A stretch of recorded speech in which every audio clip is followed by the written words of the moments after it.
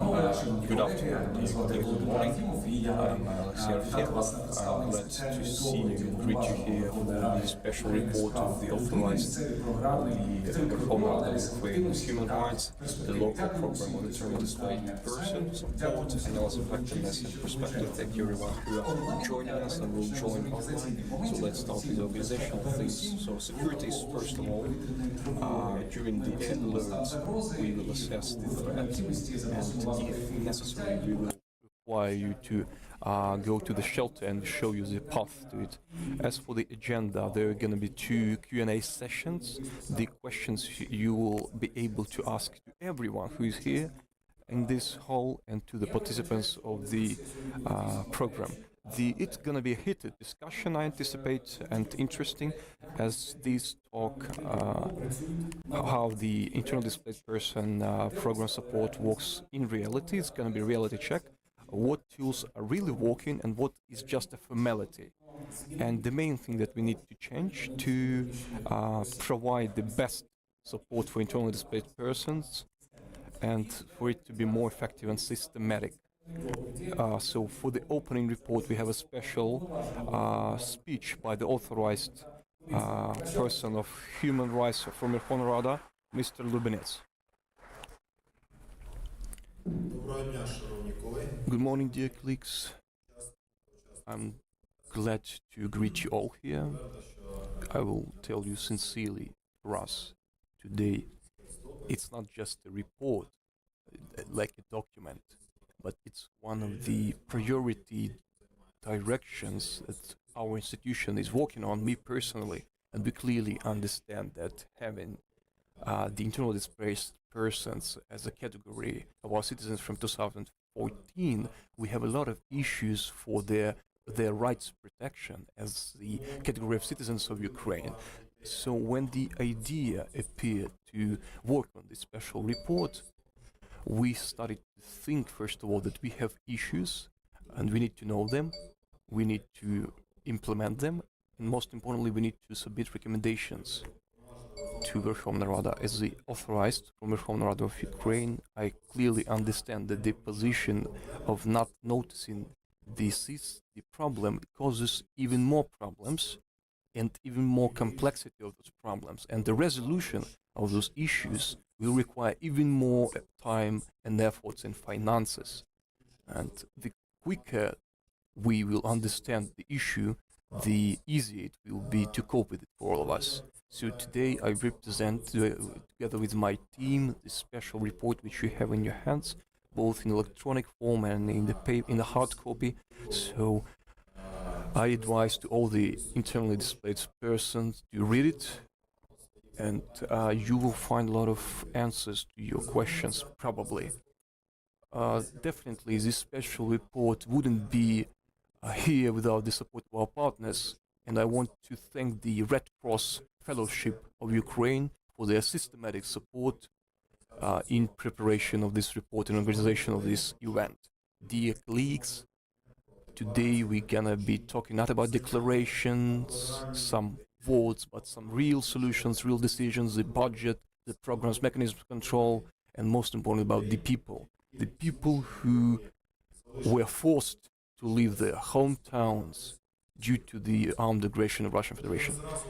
And let's go straightforwardly to the numbers.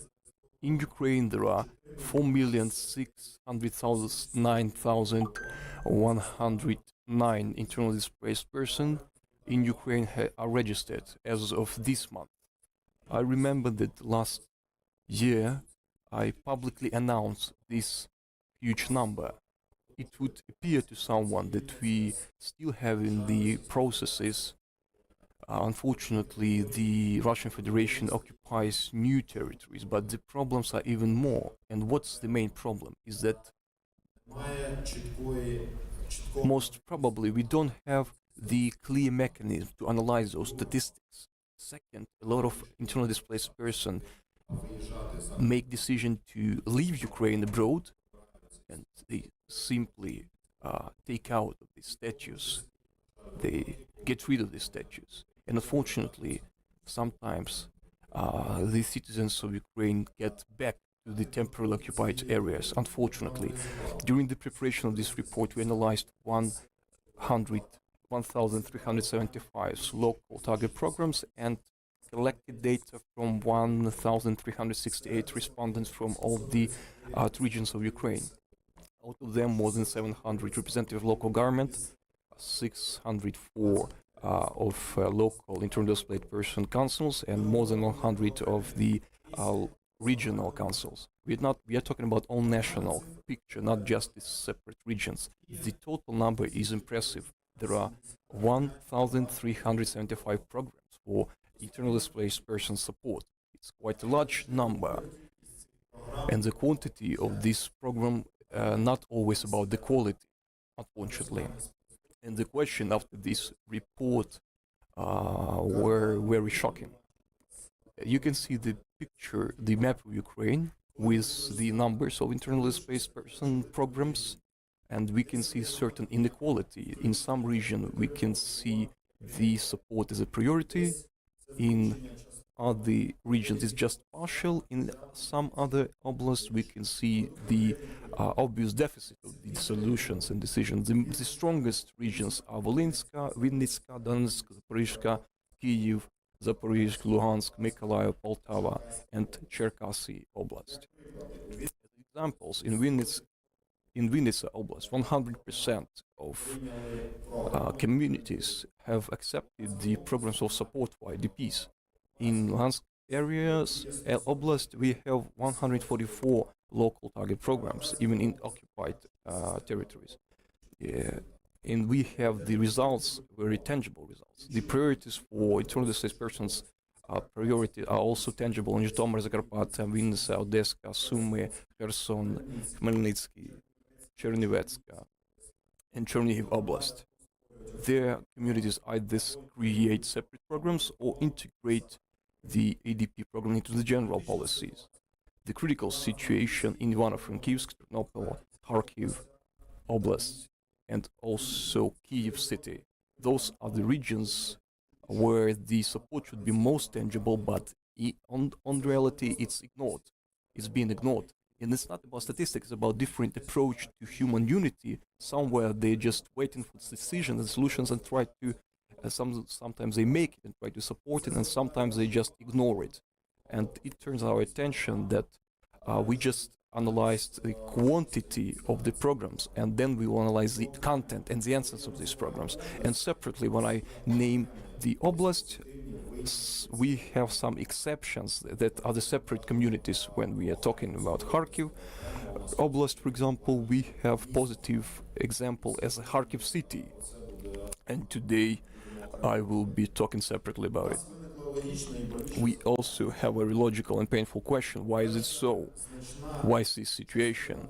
First of all, the major quantity of the program doesn't have the necessary financing.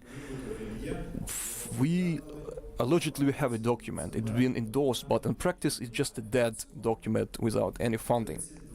32% of regional programs don't have any financing at all. So practically 1/3 of the programs of papers are endorsed without any hryvnia to implement those programs. On the level of communities, the situation is even more difficult.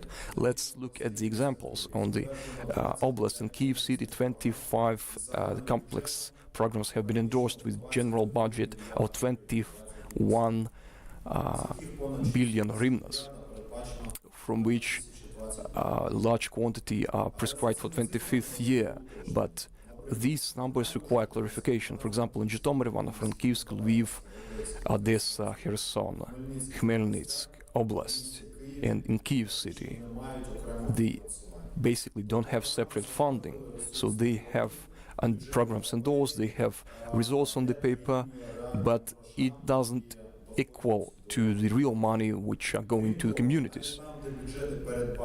Even more, where the budgets are prescribed, the planned numbers doesn't correspond to real expenditure. Sometimes these are just formal calculations or just a part of the existing expenditures that's been just inscribed into the program. And we understand clearly that without the real financing, no program, whatever great it is on a paper, it won't work. Another problem that we identified, it's the absence of systematic analysis of the needs, both on the level of introduced program and also during the creation of the new ones. Only 16% of the program have clear and measurable effectiveness indicators.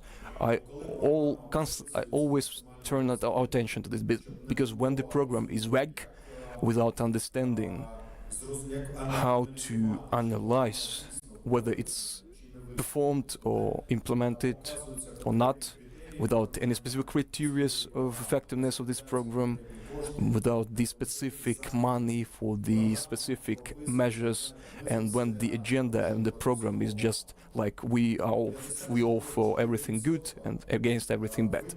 64% are just formal indicators. More than 30% doesn't have any indicators at all. 13% of occasions are not provided at all. According to the data, 54 occasions are with a full investigation of the needs, 34% only partial, and out of this 13% doesn't have any analysis at all.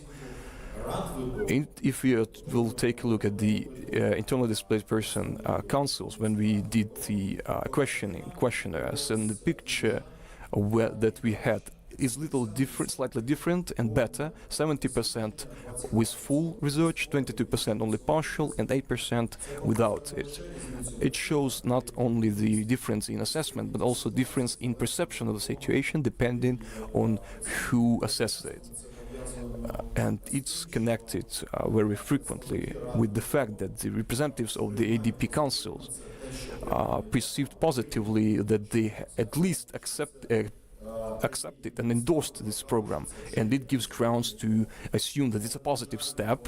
But unfortunately, if we will dive into details of these programs, they either don't give the information for ADPs or give it in the way that they still don't have the systematic analysis. Another indicator is interaction with the partners. Only 10% of the representatives of local council have indicated that they are involving partners on a constant basis or NGOs to implement the program. 63% at all doesn't have this interaction or cooperation at all. And take into account the fact that we thought that in Ukraine we have systematic involvement of the international partners, and these are opportunities to involve initiatives, but in reality it depends on the desire to cooperate with the partners and involve them into the implementation of local programs. To put it simply, the significant number of the programs doesn't have the clear indicators, neither the strong partnership support. So it's weak not just by content, but also by the mechanism of implementation.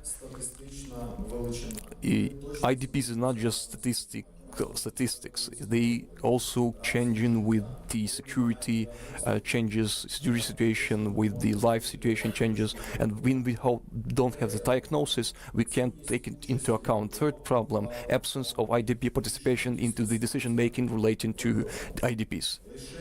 So only 2 out of 3 IDP council are involved indeed into the elaboration of the program, implementation of the program, participation in the analysis of the program. That means that the part of these decisions, 2/3 of these decisions, are made without any participation of IDP citizens that are living in Ukraine. And we have another troubling number: 33% of the programs. 37% of the programs doesn't have any measurable indicators of effectiveness. So we don't even have answer to the question whether this program works. So on the paper, the system is very scalable, is very large. We have 1,022 councils for IDPs, 25 on the oblast level, 102 on the regional level, and 896 on the level of communities. And So creation of this IDP Council looks like it protects its rights, and there is certain priority in Ukraine to them in certain region and certain oblasts. But in fact, it's not that. It's not like that. In order to give IDP to take real part in decision making, it's a totally different thing. According to the assessment of local governments, they actively involved into the preparation of local programs, and it's done only in 15% of the programs. On the level of IDP councils, 61% of councils only have it. In Cherkasy, it's only 26%. In Zaporizhia Oblast, it's only 18%. Even where IDP require attention the most, their voice is just not heard, and they don't have any real influence on decision making. So it's very important to take into account the conclusion of this report. There's different vision between government and IDP, both for the program and endorsement of the program and financing and implementation of these programs. The local government considers that they're involved, but the IDPs don't feel it. This is a rupture between, this is a gap between these two visions. 71%, Zakarpattia 45%, in other regions from 20 to 39%. This means that one side is talking about participation, another side doesn't feel it. It's not a dialogue, it's just imitation of the process to fulfill some global decision of the country to allegedly care about IDP rights. We had a lot of occasions when we just have an imitation of support, but in fact, when you talk to the IDPs, when you speak with them, we have totally different picture. The most difficult problem that they talk right away is housing.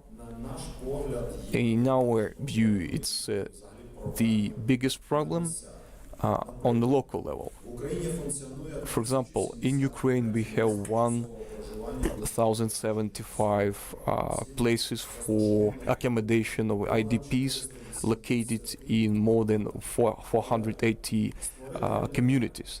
But to create the community is one thing, but I would remind you that we started the system for monitoring of IDPs from 2022, and from that time we also have started to fix and to notice that we don't have the same amount of IDPs. Ministry have one number, each oblast has another number, and the community has the third number.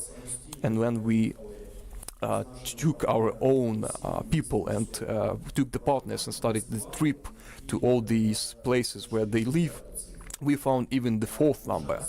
And unfortunately, since that time, the systematic practice hasn't changed, and even if it has changed, not too much.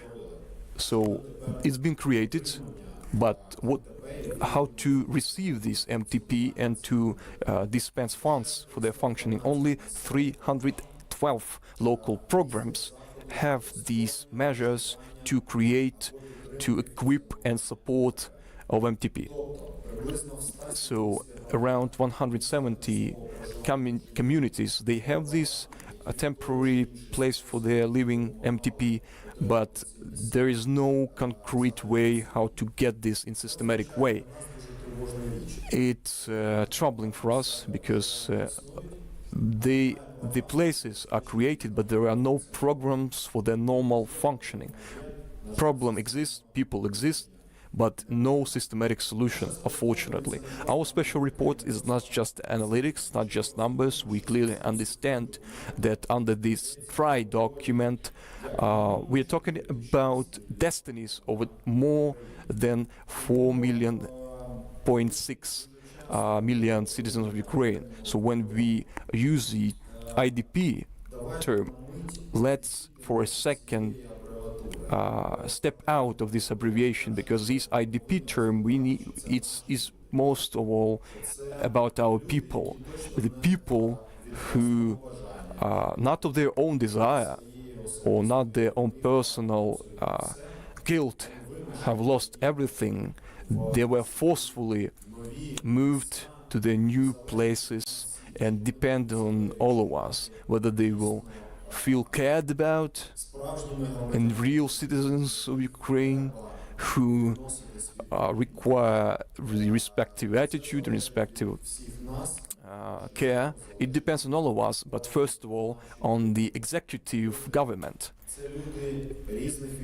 These are the different ages people, different professions. These are the people who felt on themselves what it means to suffer, to be a victim of the armed aggression of Russia. When we started the preparation to this report, I tasked my team with very simple question. Okay, we will do it, this report. How it will help the specific citizens of Ukraine to get better? Would we be able to at least start to change the situation for the better, and we would start to really care for the IDPs? Whether it will exist only as a report, or another time me as an authorized person from Verkhovna Rada of Ukraine, from the pulpit where I will present this report, maybe in Verkhovna Rada, maybe another podium. So I will raise these problematic questions and require from and demand from the executive authorities some thematic decisions, solutions, whether would we have the results. Unfortunately, dear colleagues, I clearly understand as a person who, together with my team, have elaborated with about 10th report, anniversary report. It's even the elaboration and not just the representation of this document doesn't mean that anything will change. So we would like that the biggest quantity of the people who are here today and other people who would be present, who really make decision and who really on whom it depends whether this document will be not just a document but will be a tangible result that will change the life for the IDPs for the better. But from my point of view, it's just a legal document that will for sure serve as a roadmap.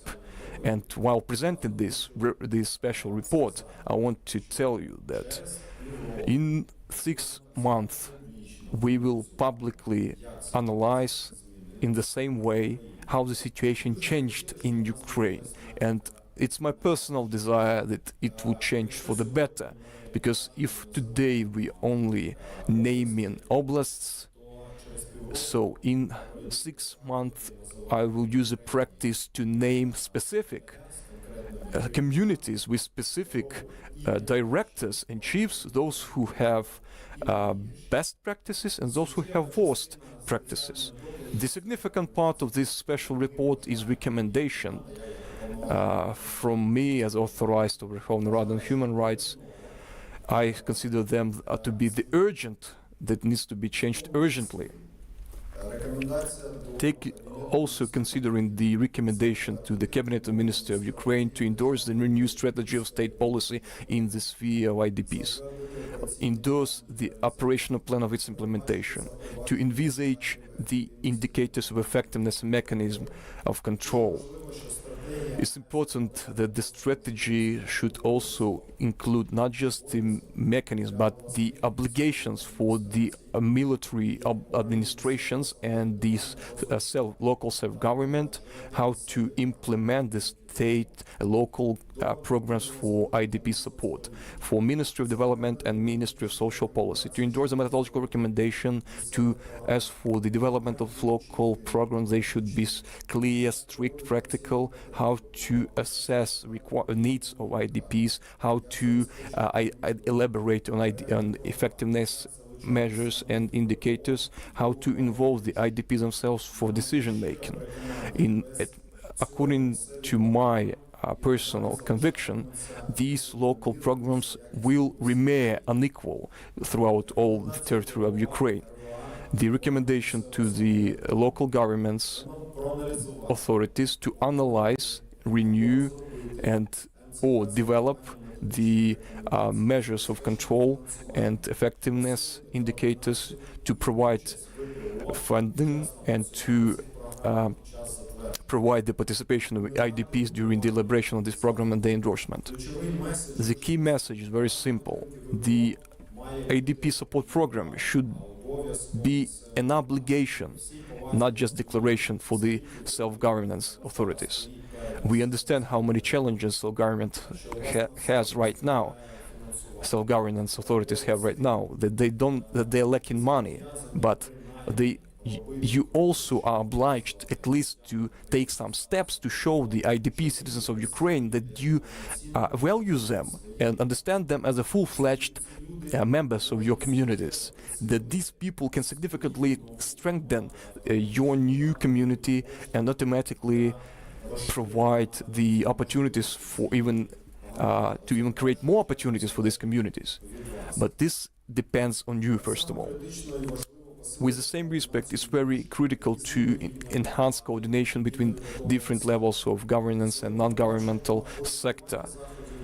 Today we can see duplication or just gaps between these needs of IDPs that are not fulfilled. I address all the representatives and all the national government representatives for local and national level. Please review those documents, not just like dry numbers, but have an attitude that this document talks about people, and if your programs would be able to help those people who came to you, it will be already our great common victory. And when you elaborate the programs, maybe it's hard to understand at first, but just at the moment try to look at them with the eyes of the person who lost everything, lost his whole previous life, his house, everything he was building during the decades. It just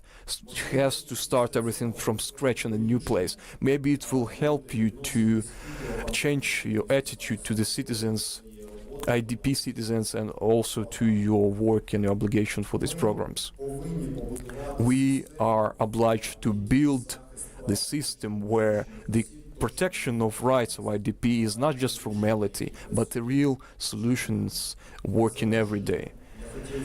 As a conclusion, I would like to state that, first of all, this special report wouldn't be possible without support of our partners. I thank you to the Red Cross Fellowship of Ukraine, the separate gratitude to Mr. Maxim Zatsarkovny, who is together with us, is here. He's the advisor to the General Director of the community. And I would like to add that to me, as an authorized person, while I raise this question, it's not easy. And I also clearly understand what it means to be IDP, because even despite the fact I never did the status, because everyone knows that I wasn't just born in Volnovakha, Donetsk Oblast, but also I was there last time on 7th of March 2022, when Russian army destroyed it almost totally, but we still had on the suburbs of the east town our boys and girls who continued to fight for this city. These days I lost almost everything that my family was building and me personally was building. And I started to think what I should start with, the new life with my wife, 2 children, and how to start the new life for my parents as well, who were 67 years old at that time, who lost everything there. And thanks God we have children who can help. They have children who can help. But what can the person do who doesn't have this support from the children, from family, on whom he can rely, this person can rely? For me, the answer is clear: the state, Ukraine. Because Ukraine is the state which is obliged to do everything so that the citizens of Ukraine could feel this pride for the citizenship, could feel that even during such a huge tragedy there can be found an opportunity to help, and the issue of IDPs is definitely in the priority of the public policy, of the government, of the parliament, of the local self-governance authorities. Unfortunately, according to the practice, sometimes, and not even sometimes, but always, we can see the totally different approaches. So can the situation be changed? I'm sure it has to cardinally change. And this is why we have developed this special report, and this is the reason why I presented it today, and this is why we will go on together with the NGOs and public organizations to implement the systematic monitoring and analysis what is done by the authorities so that really the citizens of Ukraine with the status of an IDP could stay in Ukraine and really began to develop their own new life. Thank you. Thank you for your attention. Glory to Ukraine, glory to the heroes. Thank you, Dmitro, for the presentation of the report and that you shared your personal story with us. So, dear colleagues, I think that this is a very specific picture and very understandable recommendations. I would like to remind you that in your handouts you have the full text of the report and also the participants online. I'm speaking to you now. The organizers will share the text of the report in the chat. The organizers, by the way, prompted me that we have more than 800 participants online with us, and the text of the report will be sent out to the emails which you submitted while registering. We have heard a very important thing, that the local programs are multiple, but their quality can be totally diverse. Somewhere, as Dmitro said, they are supported by funding, by analysis of needs and the real participation of IDPs, and somewhere still they are more of a formal document. So further on we will be talking about the practical aspects, how we can make local programs of support of IDPs efficient, in particular how to assess needs, how to involve the community of IDPs, and how to monitor outcomes, not only to report about the process. So I invite to the participation in this panel discussion Deputy Head of Zhytomyr Regional Military Administration, Viktor Radivsky. A round of applause goes to him. Deputy Head of Kharkiv City on Accessibility of Veterans Policy and the IDPs, Yuri Shparaha, please.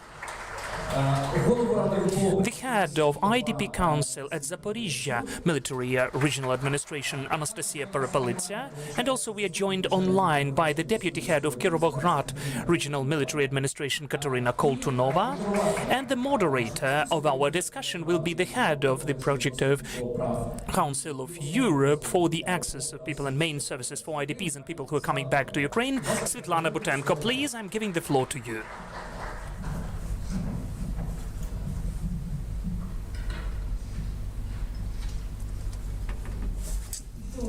Good day, dear colleagues, friends. I welcome all of you here and thank you for the invitation to the Commissioner's Office for the moderation of this important discussion. Today, together with the representatives of the authorities, of the local self-governance authorities and IDP councils, we need to stipulate whether we can create local programs for the support of IDPs and make them more efficient. Dmitro already summed up the factors which decrease the efficiency of local targeted programs, that is, the scarce funding, the lack of the needs assessment, the formal involvement of the IDPs, the lack of the measurable indicators, and periodic reporting. But for the IDP, for the person, the inefficient program means when his or her needs are still invisible. They are not taken into consideration and maybe even not researched enough, so they are not satisfied. In 2024, when in the Council of Europe office we were working on the methodological recommendations on the analysis and assessment of the local targeted programs to take into consideration the IDP's needs, we were trying to prove that the assessment itself is the best and the simplest safeguard from inefficiency. And however, our today's discussion is not self-assessment because the assessment was done by the Commissioner's Office, I would ask our speakers to delve delve deeper into the elements of your own assessment of programs which are adopted in the regions or cities. Please focus on how and according to which these programs were prepared for, how the measures were implemented, how they were assessed, and maybe which changes are planned still. Before the speech of each of the participants, I will provide a short information from the special report. For the speech of the participant, there will be up to 5 minutes, if I may. If you allow me, I will raise my hand when your time is up. Then there will be a short question, your answer, and the answers and the questions of the participants from the audience will be heard after the end of our discussion. So, I would offer that we should start with Zhytomyr region. Some information from the special report. The part of IDP approximately in Zhytomyr region is 6.3%.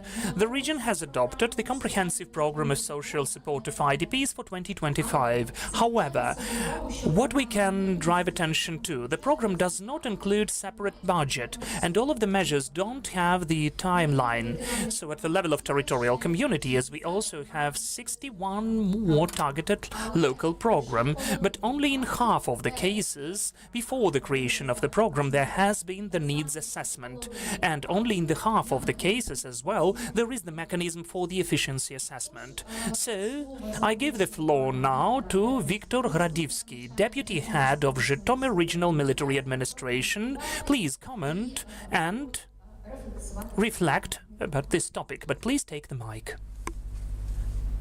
Thank you. Good day. First of all, I would like to thank you, Dmitro, that you raised such an acute issue and you have a systematic approach to it, analyzing the programs of the local self-governance authorities, regional programs. Thank you for the opportunity to speak at this panel. And I would like to remark a bit. We are working in different systems, I'd say, and we have different views, but I'm incredibly grateful for the opportunity to critically look at my region and on the work of my colleagues, the heads of the territorial communities. But I'd like to assure you that we have lots of money allocated, considering our budget, for the implementation of a certain program. The only thing that, of course, there is a budgetary process, and the colleagues know that if during the martial law we could introduce amendments to the budget only once quarterly and maybe 2 or 3 times per year, as of today 2 times a month is not a rare thing to do. So in the budget, in the programs, sometimes we lag behind or the figures do not coincide. So we found the way out of this situation. We gave the opportunity to fund our programs, which is not only about IDPs, at the expense of all of the amendments to the budgets. Altogether, from the regional budget during the last year, we allocated 112 million hryvnias for the support of IDPs. Looking at the budget, that is 372 million hryvnia. Those are totally different programs, and surely each community, according to the active legislation, is adopting the social passport of the communities, assesses the needs of the community, and also provides the assessment of social policies which need to be provided in the communities. All of that is correlated with the National Social Service, with the representatives of the Commissioner and of the Parliament on Human Rights at the places, and all of us are also trying to study from our errors. We introduce certain changes and amendments. We don't say that the adopted program is perfect. Of course it's not. Whether we would like to do more, of course we would like to. But it's important to understand, it's important to find the balance between the needs which the region faces and the needs or tasks which are appointed by the President of Ukraine, the Parliament of Ukraine, the Cabinet of Ministers as well. As for the communities, 66 communities adopted these programs, all of them. I'm ready to show all of them if it is needed, if necessary, but the issue is not in the number of programs, but on the contents, how we fill these programs with. Our internally displaced persons, and I fully agree with Dmitro, We need to get away from this notion, from this definition. Those are the residents of Zhytomyr region. We're constantly in touch with them, we're working with them on a permanent basis. Moreover, those are the people who came to us, moved to us, integrated into our society. Let me be sincere, they are already the MPs of the local councils, they are the heads at the key positions in the territorial communities, in the local self-governance and executive branch authorities. Those are the people who are replacing or strengthening, this would be the right thing to say, our labor potential and capacity, which we have issues with. Recently, we visited with the deputy head of the Minister of Foreign Affairs of Estonia, one of the communities, Brusiliv community. It used to be a front line 4 kilometers from it. This community has 10,000 of population.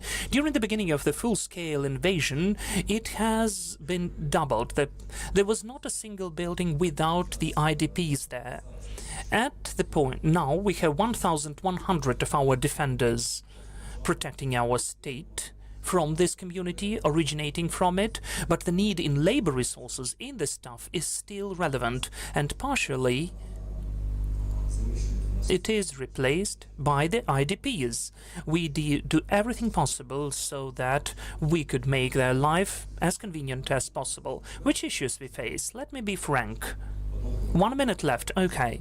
So the key issue is what we have developed and processed with our civil sector, with our IDPs, the Council of IDPs, is accommodation, of course. Everybody understands that it's hard to fully provide with accommodation, but all of us are working on the systematic way with the central authorities so that we could do everything possible, whatever we can, to provide them with accommodation. Their number is not decreasing. We have the permanent arrival of IDPs, not only families with children, those are also the elderly.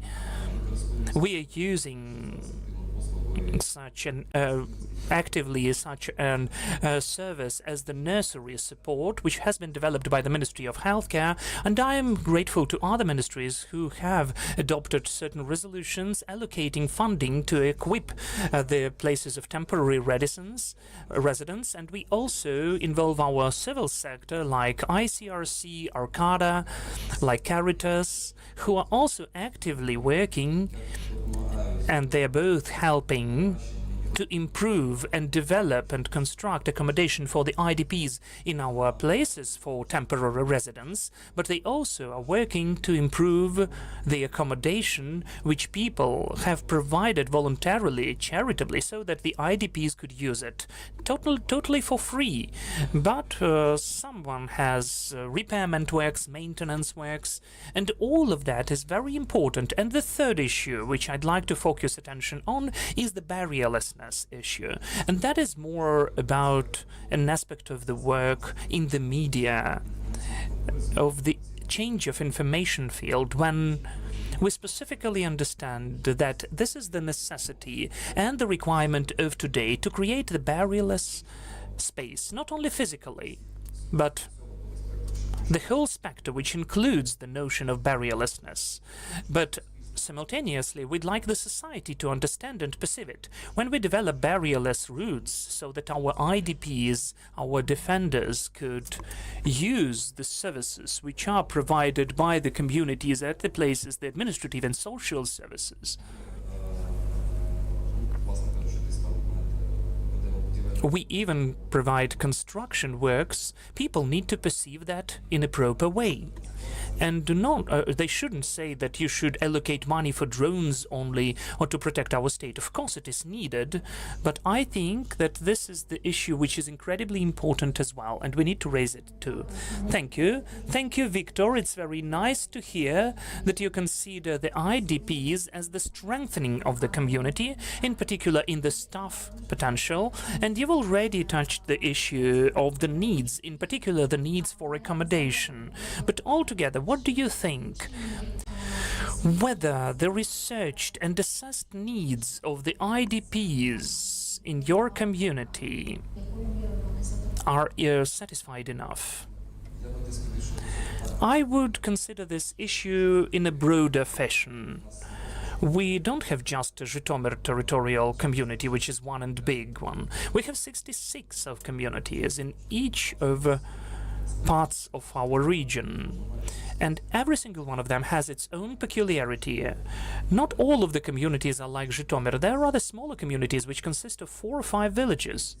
And those social services, well, definitely our key objective is to provide all of the social and administrative services to each resident of the community, whether those are IDPs or the people who have been born and are living in Zhytomyr region.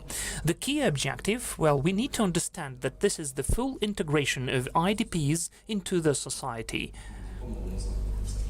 in the state, how it finds itself. Can I say that everything has been done? Of course it's not. We need to work on. We need to understand that life is changing. New services are being added.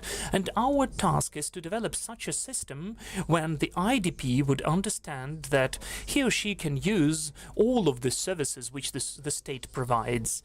How did we find the way out? According to our social services, based upon our departments and units which were functioning in each of the communities, we created certain IDP units or departments where we have the appointed responsible persons who are responsible for the reception of the IDPs, the work with them, and this system is working on a daily basis. It is well thought through, and the challenges which we are facing are worked upon, and we are trying to, for people, or we try to make it for the people so that they wouldn't notice that there is an issue. Of course, there is some room for improvement, and we need to take into account the experience which Dmitro drew our attention to, and the analysts who conducted this research of our work. We need to correct the mistakes and to optimize our work. Thank you. Thank you for the answer. Let us move to Kirovograd region. The representative of the Kirovograd region is online with us. So could you please show us? So some information from the special report. Approximate share of the IDPs in Kirovograd region is 9.2%. The vast majority of communities of the region have special programs for IDPs. The regional program has the biggest budget among the similar programs in Ukraine.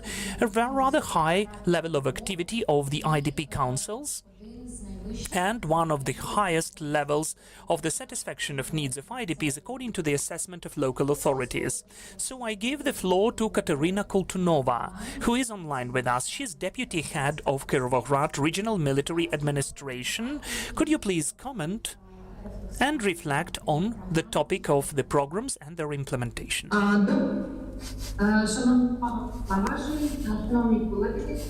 Dear Commissioner, dear colleagues, I'm representing the experience of Kirovograd region. It's important to say that since the beginning of the full-scale invasion,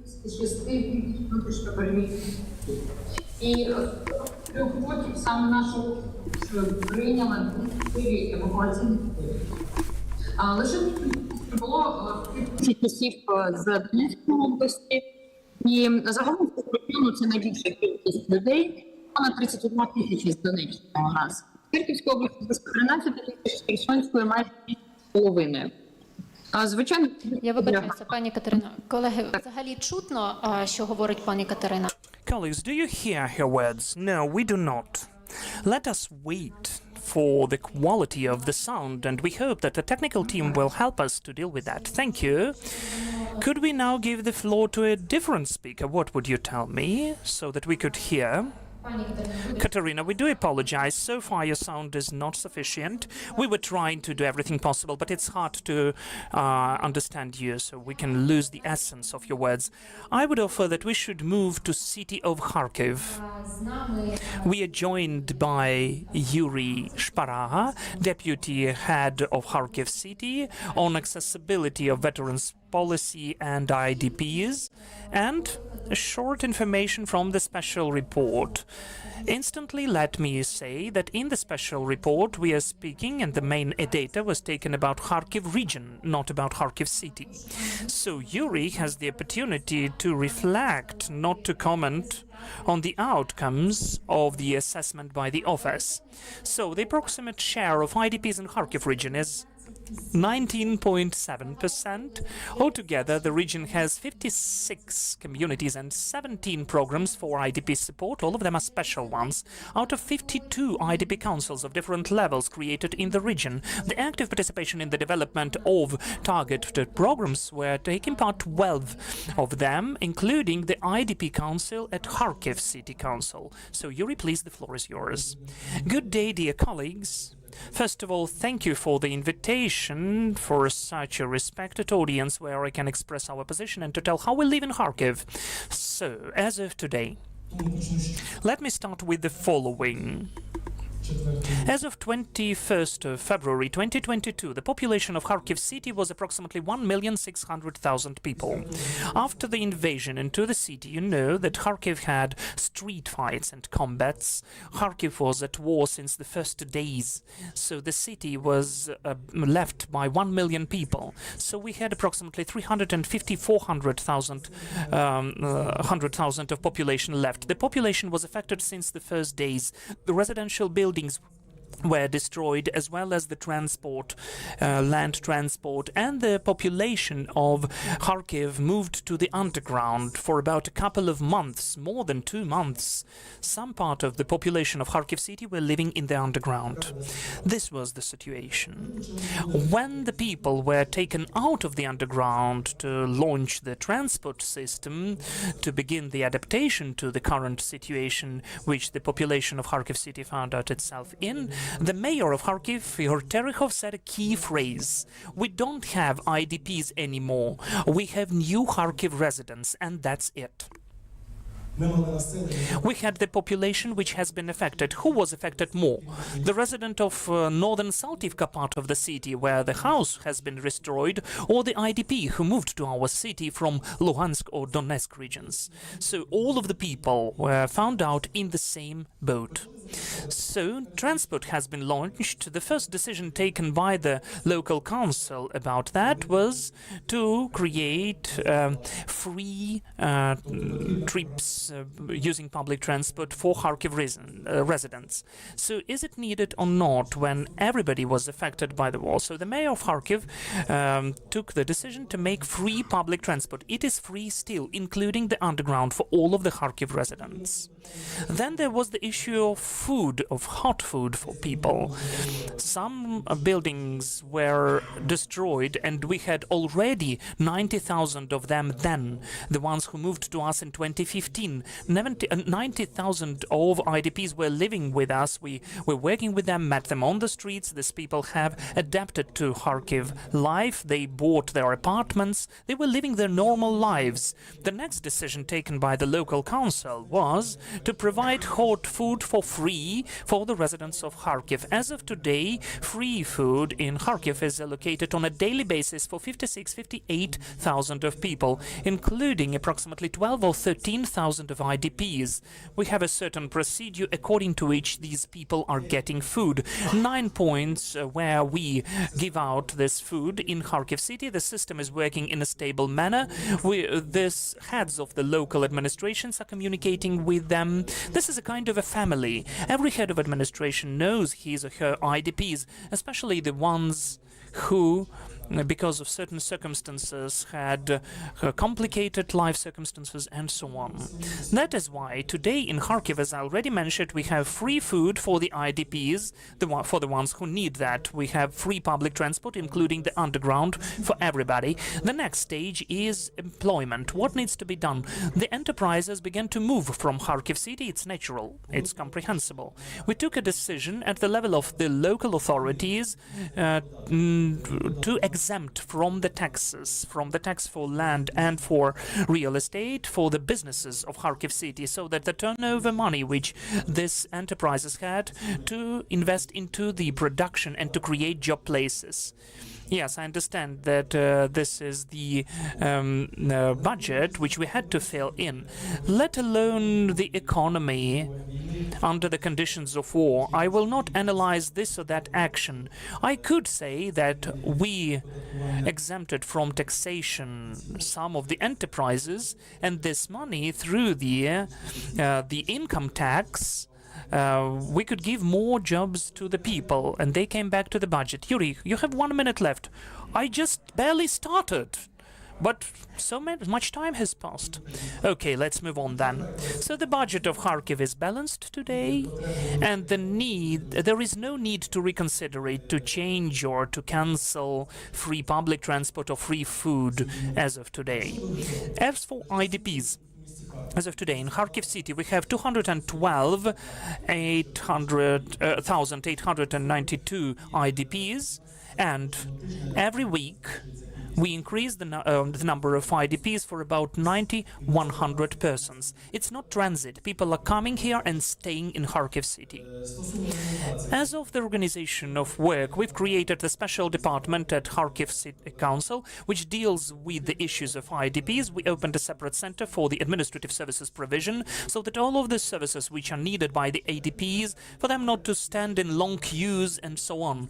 According to the Center of Administrative Services Provision, we provide other services like legal ones, humanitarian aid for everybody who needs it. We created the city space Svi, your own, thanks to our partners and other charitable foundations and organizations. People get support there, including legal assistance and other types of assistance.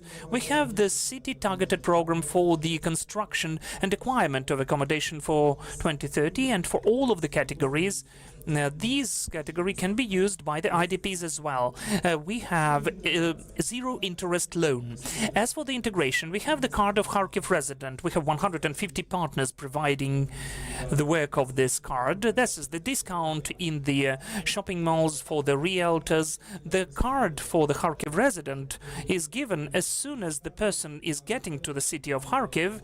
The person gets an instant opportunity to get this card and to use the discount for all of the types of services which are provided for the residents of Kharkiv.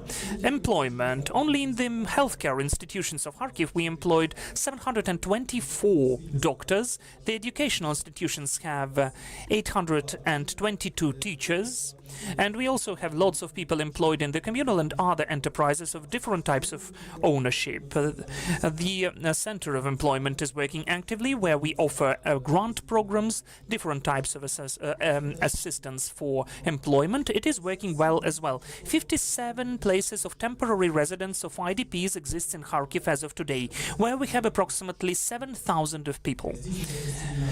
We have the permanent monitoring work conducted in these institutions. We constantly understand what the needs of those people are. Just a couple of weeks ago, I met with the mayor of city, and he met with these people. By the way, the mayor moved to Lviv city, and he is meeting with Kharkiv residents who are IDPs in Lviv city. And now I'd like to say a bit about the state support programs. Yes, they exist.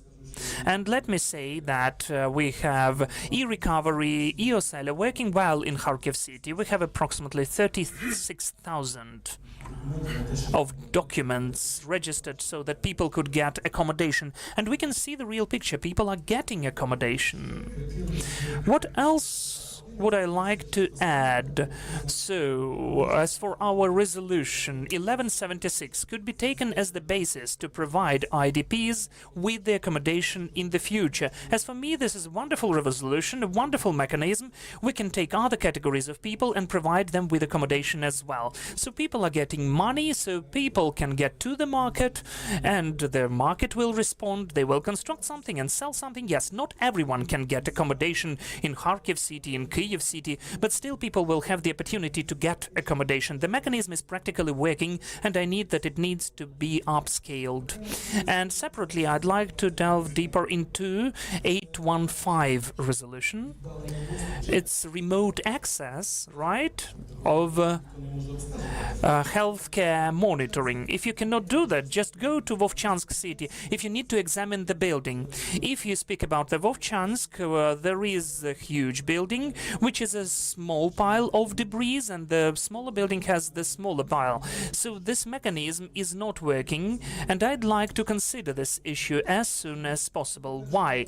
Because if the person got some information that the residence, the accommodation has been destroyed, this information somehow is given to the commission, which is considering it at the local level. The commission faces the issue whether the materials are legal, which the person presented. We need an authorized authority which would provide the materials. Why? Because tomorrow this commission, which took the document, will be asked by the law enforcement authorities. How did you define this document, whether it is appropriate or not? Another issue, if you don't introduce this information to the register of property about the residence where you used to live, and you have the document, for instance, in Vovchansk, you don't have the bureau, so we don't have any confirmation documents. What can the person do? The person is coming to the commission and needs to confirm the right of ownership, but the bureau is destroyed there. So what do you need to confirm? The person goes to the court, and the judge says, so that we could consider the case, you need to pay the court fee. But to pay the court fee, 1%, you need to have the certificate about the price of this property. But the person goes to certain structure, they find certain unit who provides assessment for 20,000 hryvnias, and in the end you should pay 20,000 hryvnias, and then you need to go to the court and pay one court fee, and the rent of the flat of the accommodation is assessed in about 1.5 and 2 million hryvnias. So 15,000 you need to pay more, and then the court then sees at how to approve the right for property. So instead of sending those people to live in station different places, but we need to have this on a governmental level, maybe through the ministry or some other structure, that these people would have the official document providing them the guidance where to move. Thank you, Yuri. I'm finishing now. And the last one, the constant raising of the quantity of these people. When the people came to us in 2022, now they already have their health worsened. How this is defined in Kharkiv is only on the personal contacts. So on the state level, these problems needs to be resolved. These are our new Kharkiv citizens, as I told you, so the social services are working, the territorial centers are working, they are operating, we have the day-to-day care for ordinary Kharkiv, but, for example, if we take into account the neurological problems, it needs to be resolved. So again, it's only resolved on the personal contact somehow, but it's not a governmental approach, because these are our citizens that should be cared about by the government. We, on our local level, ready to work, ready to resolve everything, but this category of people needs to be cared more. So this the situation we have in Kharkiv. Thank you for attention. Ready for your questions. Thank you, Yuri. First of all, thank you for this speech. The speech is built according to the needs that have been obviously identified by you, and you tried to fulfill them. And thank you that you raised these questions that are on the local level, requiring a regulation on the national level. Let's try to go back to Mrs. Katerina from Kirovograd Oblast. Mrs. Katerina, let's try to give a floor to you one more time. Can you hear me? Yes, we can hear you. Please go ahead. Good morning, everyone. So are we moving forward? Still bad connection. Maybe just shorten your speech and try to speak slowly, that we could discern your speech. So I'll try to speak shortly and concisely. Okay. We will give you a few minutes and then move forward. And for now, we will go to Mrs. Anastasia from Zaporizhia Oblast with a special report. The approximate part in Zaporizhia is 13 and 5 IDPs of citizens, and before the adoption of the complex program for 2025-2026, the assessment of needs have been done. The mechanism of implementation is not envisaged. Now I invite to the floor Mrs. Anastasia Perepolitsa, the head of IDP Council in the Zaporizhia military administration. Thank you. First of all, I want to thank you to the Commissioner for Human Rights for his report and for the recommendation that's been provided, and to all the team that elaborated on the document. When I saw this document, I thought that I would like to have it earlier, and if we could have it periodically, on periodic basis, it would be great. I'm honored to represent the Council, the IDP Council, and be here today. Going to the essence of this panel and to the programs, I'd like to say the following. When we were going through this questionnaire in 2025, I was given the responses taking into account 2024 experience when we are planning the program, because we have now the program for 25-26 in our oblast, and in 24 we had the renewed council for IDP, the new administration, and we started to assess the needs and cooperation mechanism. And the first thing that the administration asked us as the IDP council was that they were interested what's the picture of IDP, their portrait, their portfolio, who are those people, where they live, and what needs do they have. Then we elaborated on quite a big questionnaire, more than 100 questions, but it's modular. It can be divided in parts, it can be done in parts, and then we did this questionnaire with the support of administration, involving the sociology specialists to analyze the question that we got.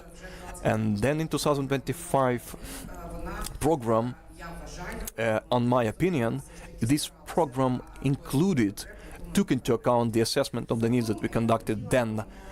And generally, I'd like to speak about those programs from the point of view of 2026, and what vision do I have relating to how the system should be built in territorial communities.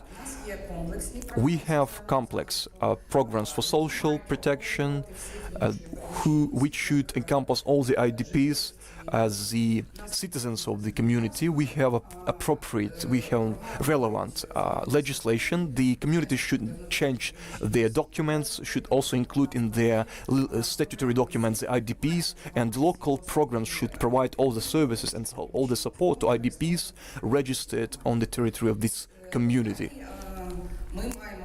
Then we should form the program for support of IDPs as such, according to the special needs and according to the peculiarities of those people who we have. And these programs supporting IDPs, they need to be without any surplus information, only the necessary information. They shouldn't duplicate the complex social protection program, but correspond to those very needs that we identified during the assessment of the needs and the analysis. What do we need to make a good program for specific audience? We need to identify who are those people, what are their needs and their quantity. Then we need to provide the financial resource and to provide certain mechanisms for effectiveness assessment or performance indicators. And for each step we have the questions or issues which we face on each level. First one is data or statistics on IDPs. On the national level we plan for all the IDPs registered on the database. But on the local level, it's important for us to understand the quantity who live on our very territory, how community understands what's the quantity of IDPs do we have. They look at the database of how many they are registered there and how many documents were given by this address. But we understand that this system works on the submission basis. It's not compulsory, so our IDPs are very mobile and the verification are almost not provided. This is the first issue that we are facing during the planning of local programs. Second issue or second challenge is assessment. We made the questionnaire after that one, after we had methodological recommendation endorsed by the Ministry of Reintegration. But unfortunately, due to this uncertainty of the institutions, we lost something in this methodology, and we need to renew it and to provide for basic indicators, to create the basic list of the questions that all the communities will take into account before the planning and do these questionnaires. And thus we would be able to analyze both dynamically and between the territorial communities. For this, we need methodological support from the relevant ministry. And also the question of effectiveness, measurement and performance indicators. We understand that the quantity of programs doesn't always correspond or reflect their quality. A lot of programs don't have funding, but I want to emphasize that 80% of programs are active in Zaporizhia Oblast. According to this report, they do have funding. It's a great achievement for our region, considering the situation which we face every day. And yet, considering the lack of resources, scarcity of funding, we understand the situation and we need to use the resource as maximum, as effective as possible. For this, we need to have clear KPI, key performance indicators, and I also indicated during answering of these questions. Who should participate in the assessment of those programs? First of all, the representatives of the community itself, and probably, and I think that would be correct, through the IDP councils. Going to the IDP councils and their participation, first of all, I think and I'm grateful that the great attention was put to this in this report to the assessment of the local programs. And anyway, in the new strategy, we can see that the IDP Council has advisory functions, and now we need to provide consulting, but we don't have any tools for influence, for impact, that some decision would be made, or we could be acquainted with the programs. We have it quite frequently, not always, but anyway, we got, for example, the ready document. We have, in the best case, 1 to 3 days to look at it and give our feedback on that, and that's it for our participation. My main message: the IDP's councils should be involved on the stage of assessment, on the stage of evaluation of needs, during the elaboration of the program, during the discussion and negotiation of funding, during the identification of direction of funding, and on the assessment stage as well. Because without the real leverage of influence, our advisory role would always depend on so-called, as a commissioner say, on the desire to cooperate. But I would add also to this, on the general culture of participation, on the culture of good governance present in that or another community. So for these programs to be effective, we need to the IDP Council should have certain leverage of influence. And finalizing the speech, I would like to thank to everyone. I have no doubt in the fact that everyone who are here, they desire and they strive to make the life of IDPs better. But we need to have less competitiveness and more partnership, and thus we could increase effectiveness. Thank you. Thank you, Anastasia.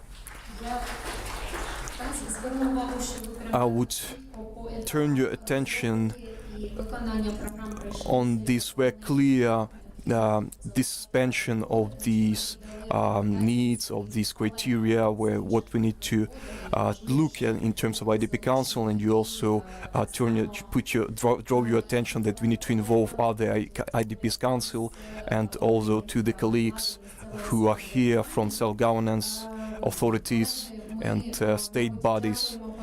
So let's thank to Katerina Kovtunova, but we apologize that due to the technical issues we can't hear her in live mode. Let's be satisfied with the fact that sometimes in certain respect in Kirovgrad region the IDPs needs are fulfilled in the best way, and let's finalize on this at this stage, and let's thank to our participants for their speeches, for these very important messages. We have 10 minutes for Q&A session from the room, and not only from the room, but as I said previously, yes, we are going to Q&A session. We have a possibility, an opportunity to ask questions both from online audience and also from here who are present here. Raise your hands. If you are online, also raise your hand, and we will put you on the screen.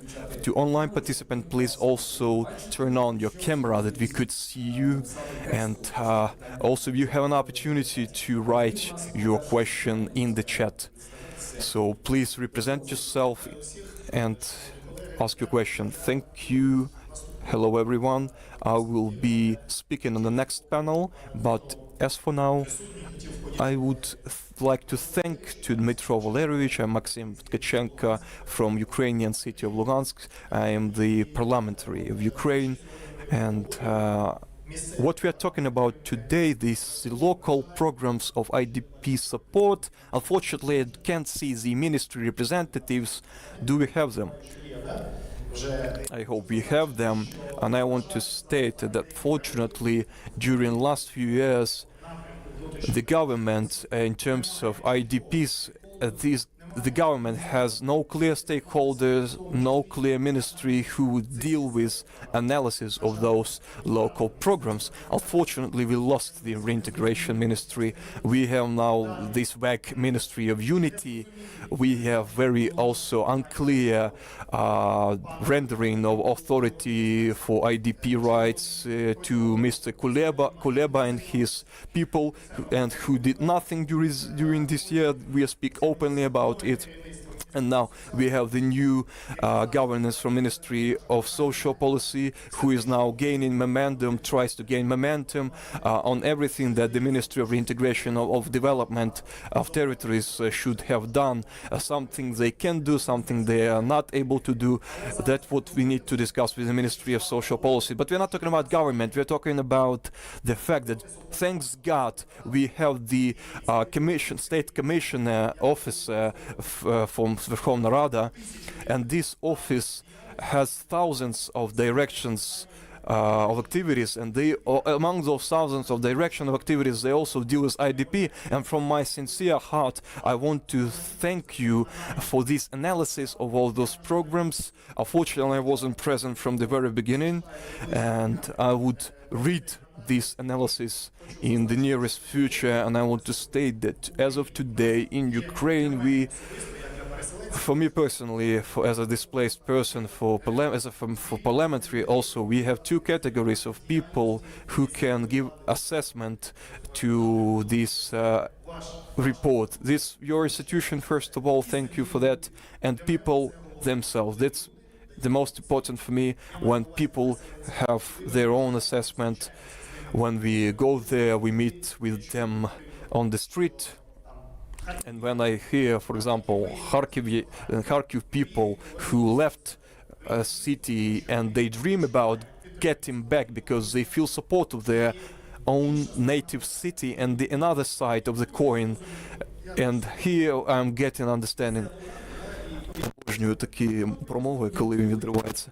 And so here I understand when this person, he is elected by people. I'm not advertising anyone, but when we are asking the question to the people from Donetsk, city where we have the heads of military administration. They don't care about those people in Zhytomyr Oblast, whether they in Zhytomyr, whether they in Khmelnytsk or in wherever they are, they don't care. So we feel the difference in the attitude right away. And I want to thank you, Yuri, for supporting Kharkiv citizens, and that's what we hear from the people, for your attitude towards and for your care towards those people.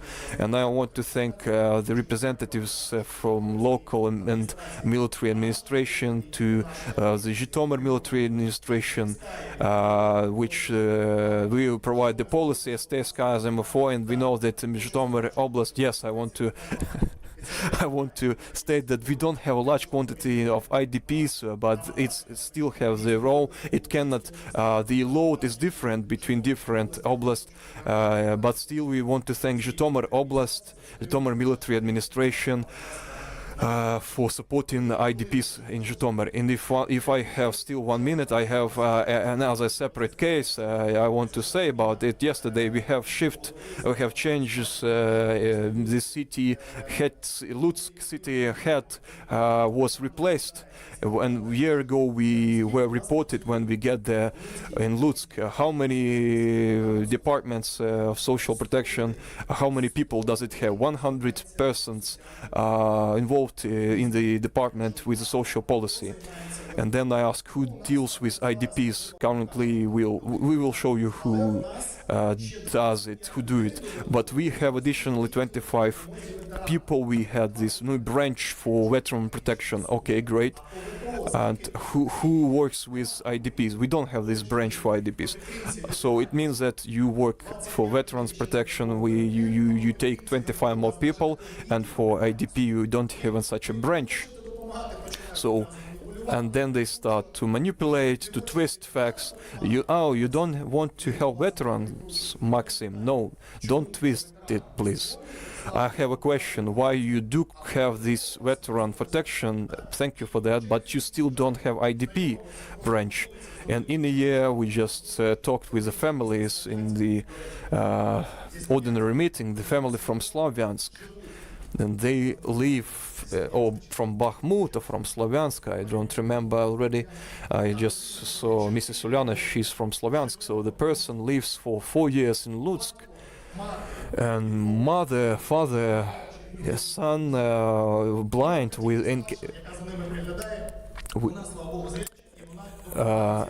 incapability, and glory to God, they have sister who helps them. And the father, he is a chess champion of the world. And we have a blind family. For 4 years they live in Lutsk, and they didn't even visit, never met the Lutsk city head. If I was the head of the Lutsk, I would have this person also the council, the head of council for IDPs, the ambassador for sports, and so on and so forth. I wouldn't promise that we would grant the apartment for this person, but we would definitely find some social accommodation. It's almost a sin not to mention, not to notice this type of family. And this person already representing Lutsk, and he is well known all around the region. So Lutsk is the worst city in terms of IDP support, unfortunately. Thank you very much. We will invite you to the floor soon. We have another question from the hall. I'm Yaroslav Taronets. Thank you to Dmitro Valerievich. Thank you to all the present here for elaborating on this special report. I am the advocate for charity fund and also the member of IDP Council in Gayeva. I would like to ask Yuri question. We, as a foundation, we work very actively on evacuation, and we understand that the question of placing or relocating of incapacitated people is very important. How we can place those incapacitated people, low mobile people. It's like it's done now manually, so in so-called manual mode. But it was not mentioned that the question of placing those people, it was said that it's first of all the question of the state government, national government, but we understand that the social services is being then decentralized now, and we have a number of regulation for nursery support and 860 regulation for stationary care and support. And now we have the question to Yuri, where we could find this margin, this balance between the responsibility delineation of local self-governance and state executive authorities, how to resolve this problem. Thank you. Please answer concisely. It's hard to tell you. We have a problem, which I already stated. Local governments already doing everything to resolve this problem, not to leave people on the streets. So deinstitutionalization, which is now being done in the country, we understand, and everyone understands what we are talking about. It shouldn't be communal institutions. We should have centralized structure, accepting people, not depending on this regulation, because not everyone is capable to accept the psychologically impaired person and to care about this people. It's voluntarily. It's done voluntarily. It can take it person or not take it this person. Each regulation, each decree should have the authorized institution, not just to state some vague responsibilities, but my vision is that in this respect we need to have structure who would be obliged to resolve these questions. Thank you. And one more question, and let's move forward. Yana Berlutska, I am a head of IDP in Voznesevsk City Council. I'm also a member of Nikolaev City Council. I was twice IDP from Luhansk and from Kharkiv from 2022. We have very powerful support in Kharkiv, and I have a question to Yuri.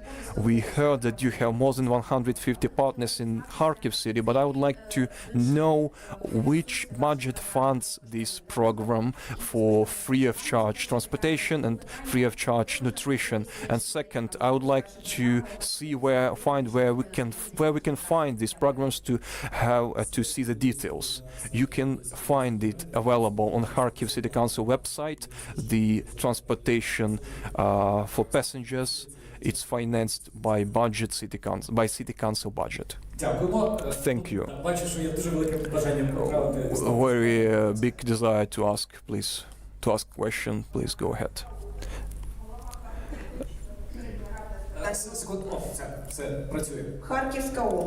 Kharkiv Oblast.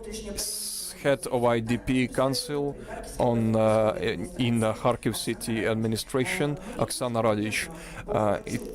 I'm very pleased to hear even this negative which been identified during the monitoring what I'm talking about. In fact, not every time the quantity of programs define the quality. From another side, I am very glad that we have this cooperation between Oblast and the city.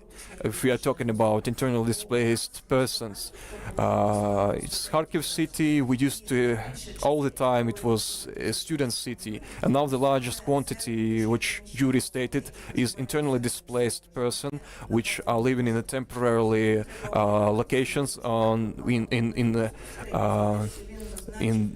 the places where they've been located. And I'm very glad that the representatives of the Омбудсман office in the regions, in communities, that we are united and we can cooperate. I'm very glad and hope that further on, as Maxim stated, and also representatives of IDPs Council who work in contact with parliamentary and those who work with Ombudsman office and to any other structure, either in city, either in oblast, it works because only when we are united, only in this way we can provide the quality support of the forcefully IDPs, because indeed, as it was stated, we didn't want to be replaced. Another suggestion from my side, and it's very painful question for IDPs from 2014, the accommodation, housing, they can participate in the normal way in the compensation program. Because it's a temporarily occupied area and it's very hard to provide any specific support or any specific program, and it's hard to substantiate or rationalize that the house was indeed destroyed. It's the most painful question, housing, accommodation, and to prove how we can do it. Thank you. Thank you so much for highlighting this issue, and thank you for mentioning that just uniting our efforts we can achieve something. So I think that we should move to the next session so that we could stick to our timeline. So let us thank our participants with a round of applause. And we are moving to the second block. If this first panel was about the situation at the places, now we'll be speaking about the rules, the framework, and the state logics where these programs have to be shaped in. In the report, we heard a very specific signal that without the legislative framework, without the updated approaches for the local programs, and without the coordination between the local and national levels, we have the situation that the communities are not moving on in the proper way, in the similar way. That's why we have informal programs, weak mechanisms for implementations, and the gap between the needs of the people and the solutions at the places. So this block will be about the authorities of the local authorities, the support of IDPs, the outcomes of the implementation of the strategy on the IDP to 2025, and what's important about the perspective for the adoption of the updated strategy for further years and its key objectives. I invite the participants to the stage, happily. So we have the MP of Ukraine, Maxim Tkachenko. We've already got acquainted with him today. Please, Maxim. I also invite to the stage Deputy Minister on Social Policy, Family and Unity of Ukraine on digital development, digital transformation and digitalization, Mr. Anatoly Komerny, a round of applause, and Deputy Minister of Economy, Environment and Agriculture of Ukraine, Mr. Vitaly Petruk, please. And the moderator of this panel will be Ksenia Getz, the Advocacy Coordinator of the charitable foundation Right for Protection, Pravo na Zachist. So please, Ksenia, I'm giving the floor to you. This round of applause is for you now. Hello, dear colleagues. Thank you for the Commissioner's Office for this important and timely report, because we understand that today we are at the stage of the transformation of the new policy on internal displacement. The main law to provide the rights and freedoms on IDPs is being transformed. The housing policy is being changed. The labor legislation will be changing. We developed the new law to provide the rights and freedoms, and in fact for the IDPs, and we also have the draft of the new strategy of the internal displacement.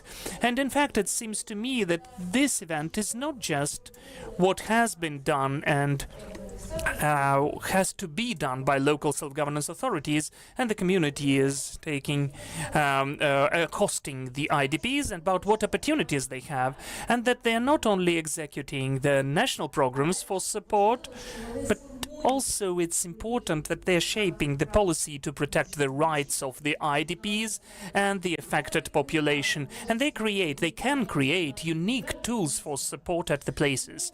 So, if you allow me not to waste time, let me move to our first speaker, Maxim.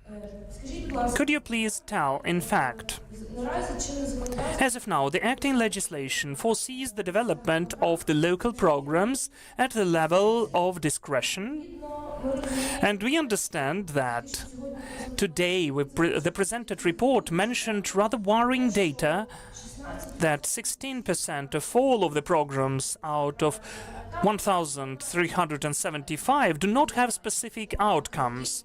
We don't have the indicators, we don't have the so-called KPIs. Still, 30% of them don't have them at all, 16% of them don't have specific measurable indicators.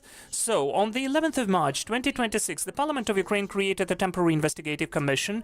So this temporary commission will be dealing with the investigation of possible facts for the violation of legislation on the use of the money of the state and local budget which were allocated to support IDPs.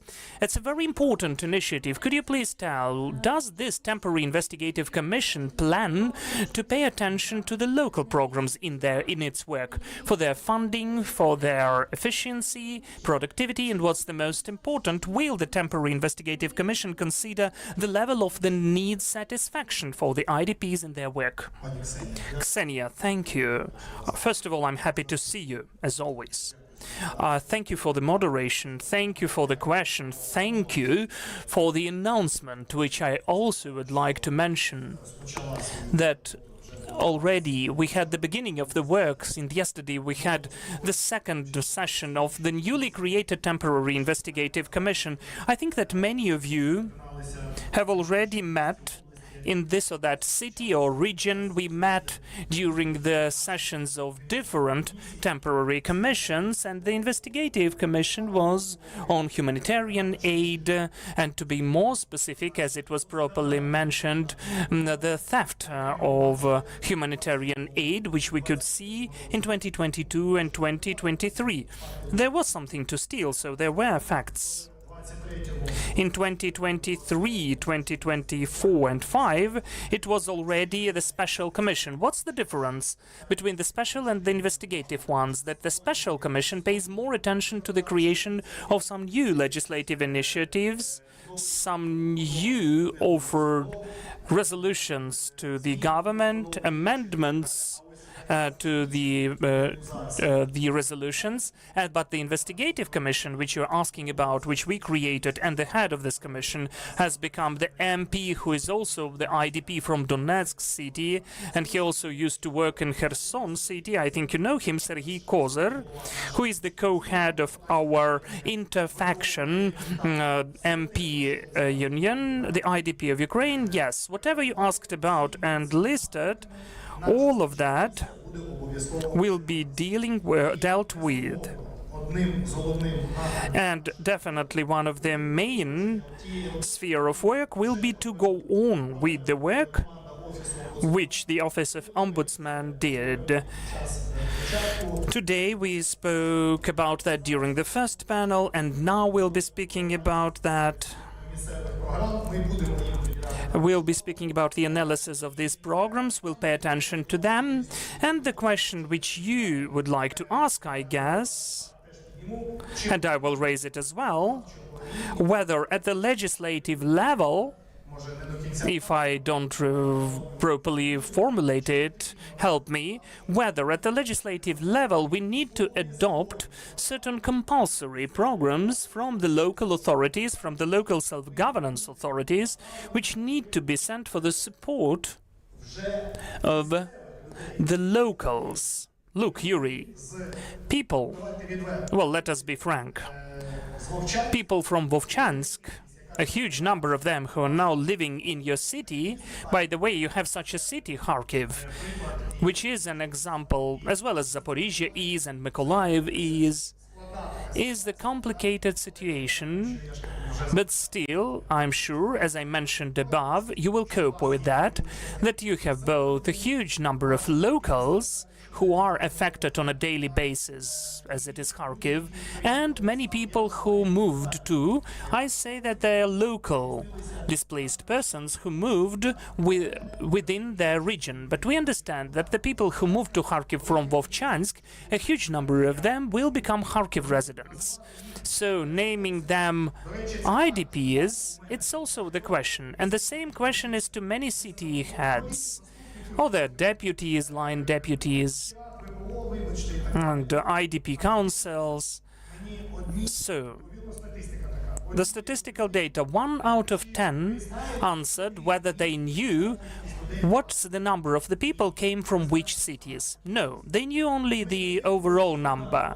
But they said that the attitude to them, that the treatment is equal, the similar. Thank you for that. But it's important to understand which category of people would, unfortunately, definitely stay as Kharkiv residents, or Zhytomyr residents, or Ternopil residents, and so on.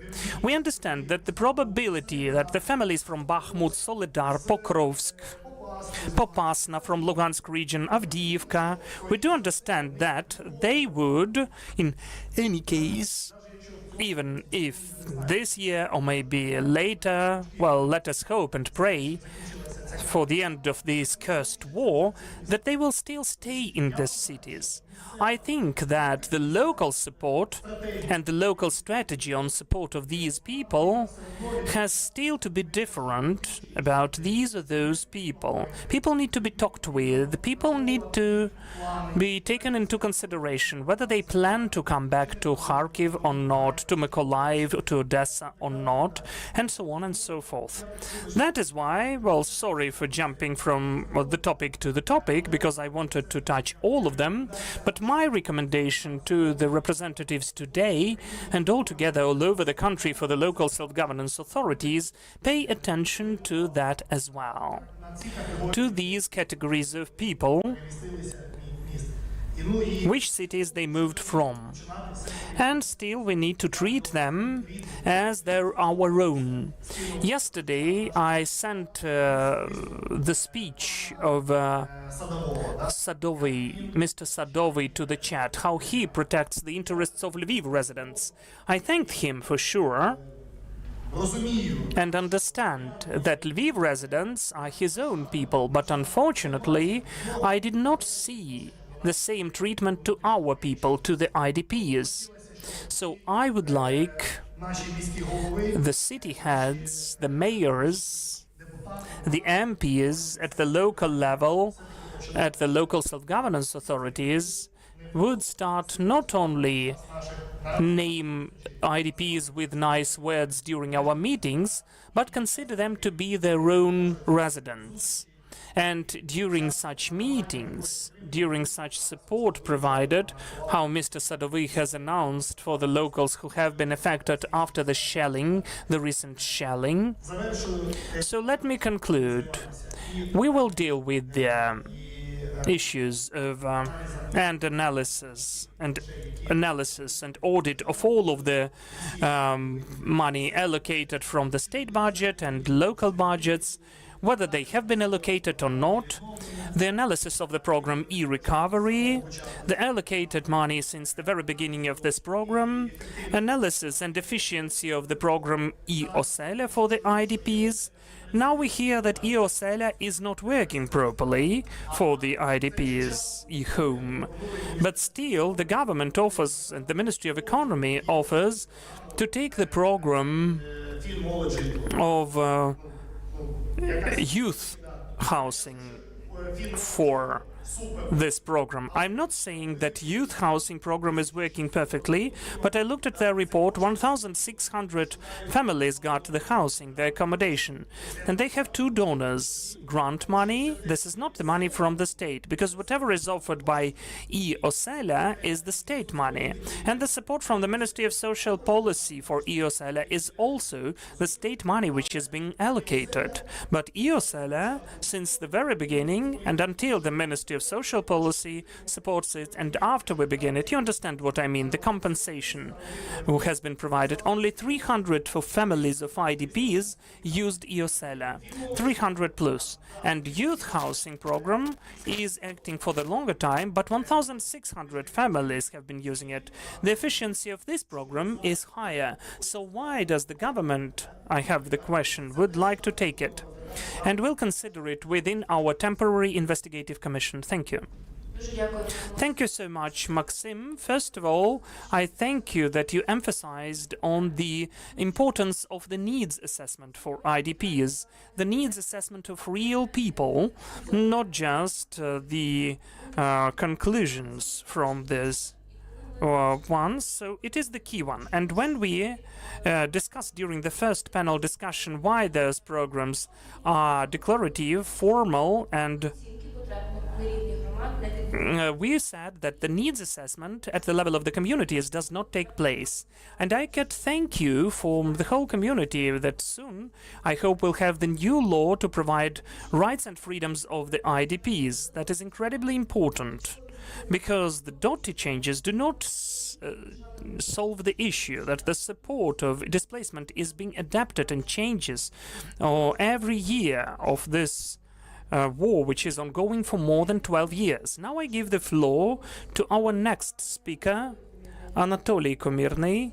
I would like to ask you, please tell how the strategy, the draft strategy of the state policy on internal displacement embeds this gradual transition from the fragmentary humanitarian response to formation of the systematic policy of support of IDPs, and in fact the acknowledgement of the community as the key integration level.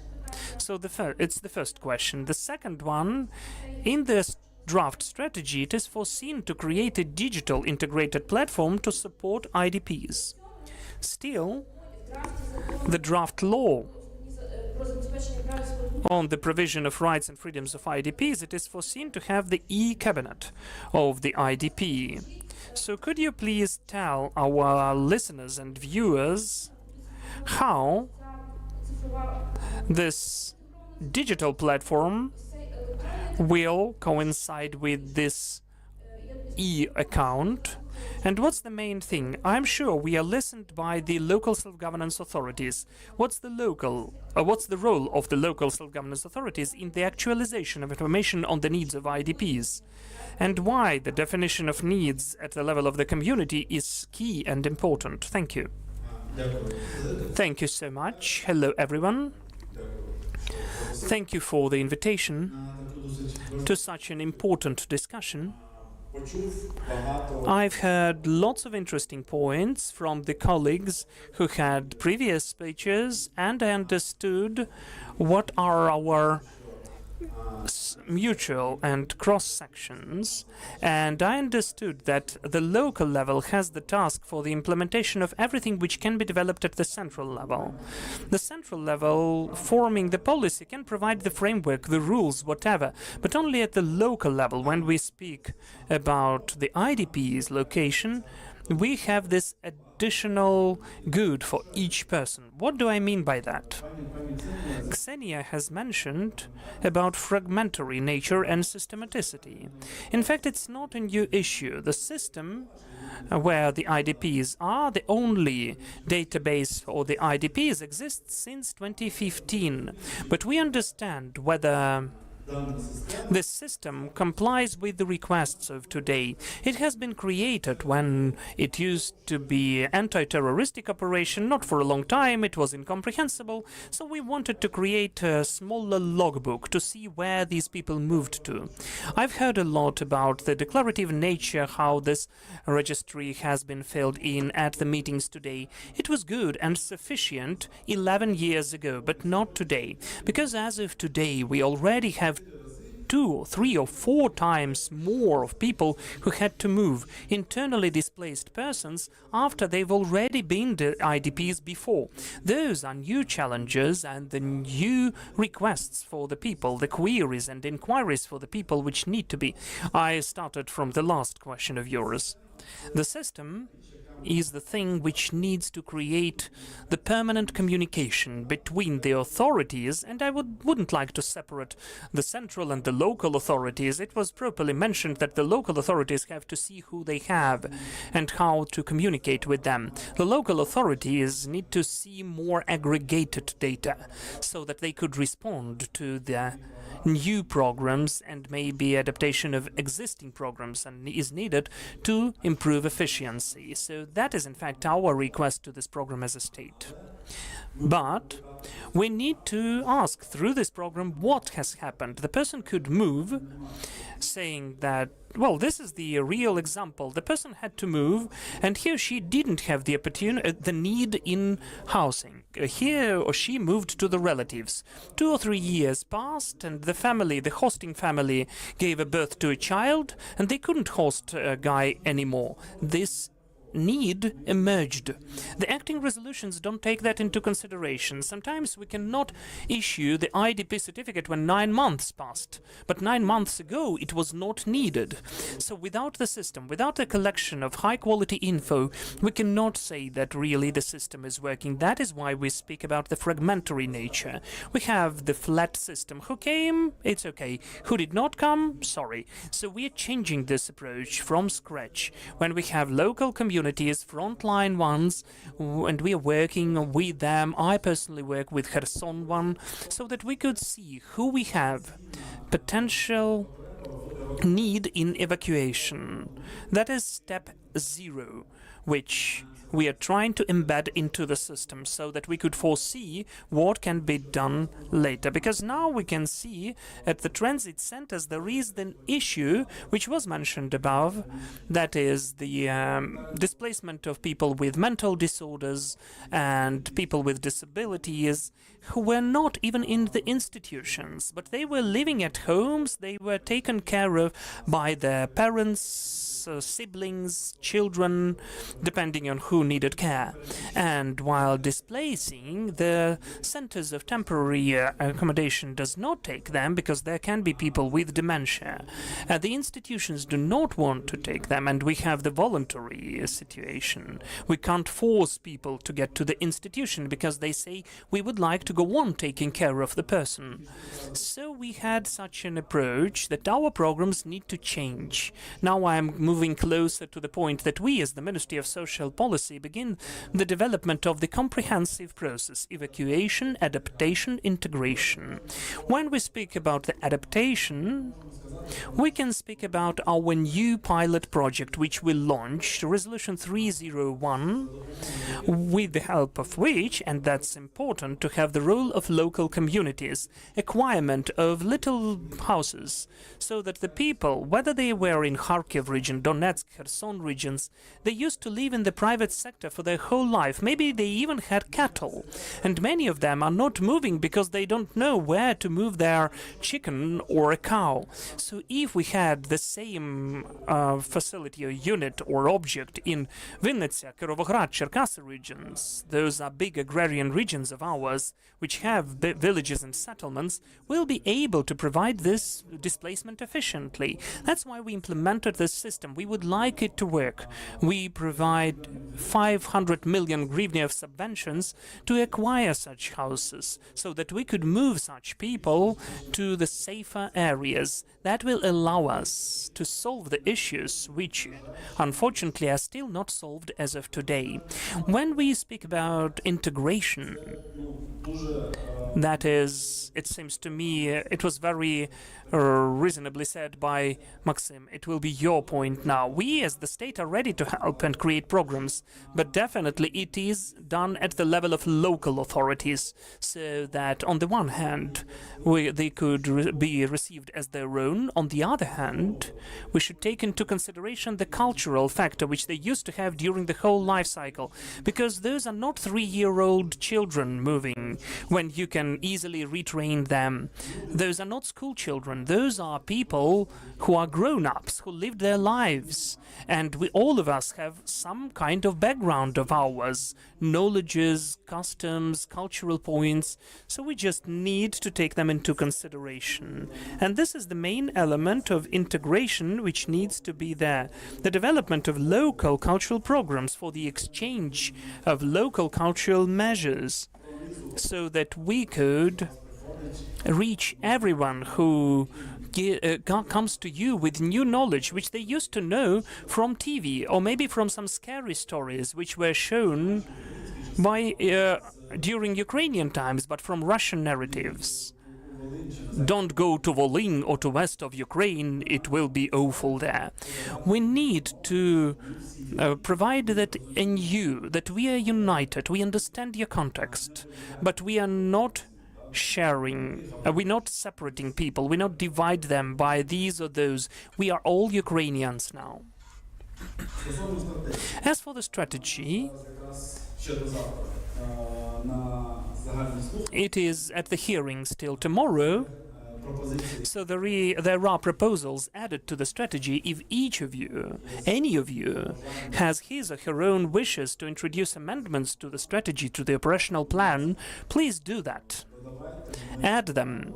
We would be happy to do that, so that the tool which we are creating together till 2030 would be efficient, so that it wouldn't be just some kind of a paper which would be on the shelf, and in 4 years someone said, well, we succeeded in something but failed in something else. Let's have a new strategy. Let's make this document efficient, and let's work at the operational level. What's needed from the state, from the local authorities? You have a super cool tool, IDP councils. By Resolution 812, we'd like to introduce changes, amendments, to increase the institutional capacity of IDP councils. We'd like it to be an efficient tool of feedback to us. We are not always present in each of the regions and cities. We cannot always hear you quickly, but sometimes the problem needs to be solved quickly.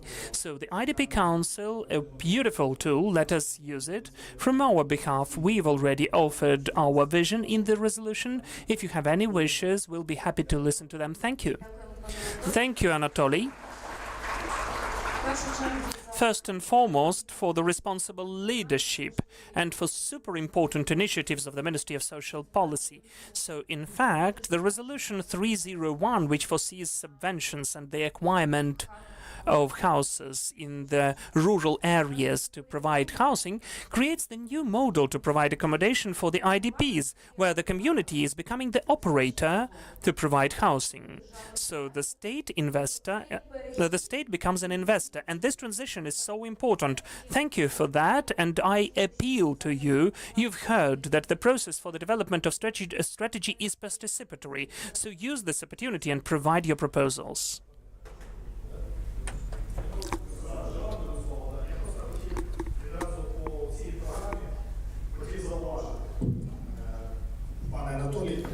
I would like to mention about this program, Anatoly, and I can be sure saying that it's our own initiative on housing in the villages. Last year we started discussing it, but look, I used to say that to Tatiana and to Mr. Minister and to you, if you don't find a model, well, you may agree with that or disagree with that, and I'm interested in your opinion.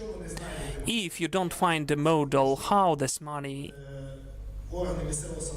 can be used by the local self-governance authorities and how they can use it by the smaller villages so that this housing could become the family's property, then for the next year, I don't know how long we work as a parliament, we will never support money for this program anymore.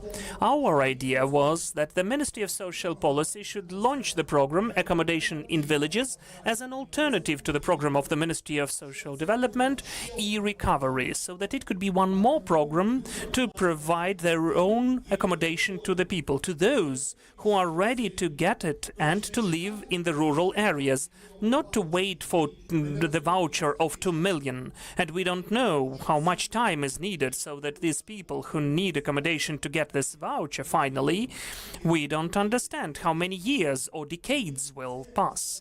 So it was the initiative, after us personally acquiring several houses for our people as the volunteers in Cherkasy region, houses of 180, 200,000 hryvnia, then we could say, while we are waiting for the certificates for 2 million, 10 families could get the houses.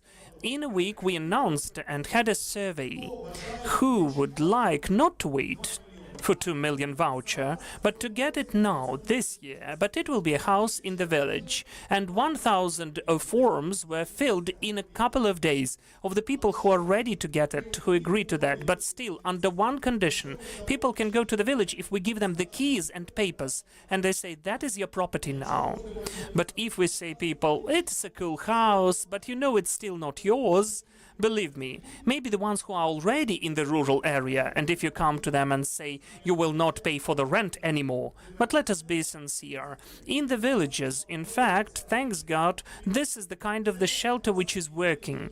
In the villages, many people don't pay for the accommodation, so it doesn't matter to them whether they live at somebody's place without paying, or the community provides them as the social housing. There is no difference. But the essence of this program was an allocation of this first 500 million for you as the ministry to find a mechanism so that this housing, this accommodation could become a property of 1.5 thousand of 300,000 people. But looking at the example of Cherkasy region, I said that there are houses there of 150,000 to 200,000 hryvnia of price. But as the social accommodation, which will not be the property of the family, is not interesting as a program. It's not interesting for me personally, so I would not allocate money from the budget for that, honestly. Thank you, Maxim. We understand that Resolution 301 has become the synergy for the cooperation between the parliament and government, which is important. Now I give the floor to Vitaly, and I have a question as follows. As Anatoly already emphasized in his report, talking about this subvention, that replacement should be smart. Replacement should be done not only depending on the criteria availability of some place of temporary accommodation or some little hut in the house, but it also should be connected with the place of job. Accordingly, the new draft strategy of internal displacement envisages for Ministry of Economy the creation of proliferation of the region and creation of interactive map showing the economic capabilities, resources, existing support programs, and also interactive location map, vacations map. So I have the question to you. How do you see the implementation of the system? The first question, and the second one in the context of, if we look at the report presented, we could see that all the activities relating to strengthening economic capabilities of IDPs' jobs, they only relate to those services provided by the job center. So do you see any mechanism or tools to stimulate and incentivize communities to create jobs, or to introduce certain system of business support in that way that this program wouldn't duplicate the efforts, these local programs would not duplicate the state efforts, but would only complement it? Hello everyone, I will try to answer a little bit more extensively, and I would also share some strategy of Ministry of Economy about the IDP strategy vision. So it's about the fact that IDP should be economically active. So this strategy and our elaborations, our programs, they are aimed at this very objective. How do we implement the three vectors we have? First one, professional adaptation of the IDPs. Second one, assistance in finding the job and reception of job, and also provide the support of entrepreneurship if available, if it has it, and to implement it, to realize it. And these vectors are being implemented by the Ministry of Economy. They've been implemented in the past and will be implemented in the future and being implemented now. So as for the 2025, what has been done already, the state job support service is used to implement some of our jobs initiative, but it's used as a mechanism, as a tool how we do it. And the result, I could also share some numbers with you.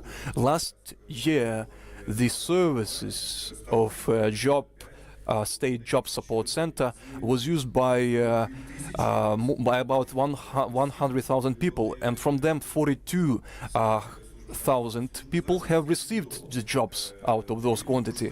Also, these job services provide opportunity for training, requalification. We have about 8 training centers, providing opportunity to be trained according to 98 professions.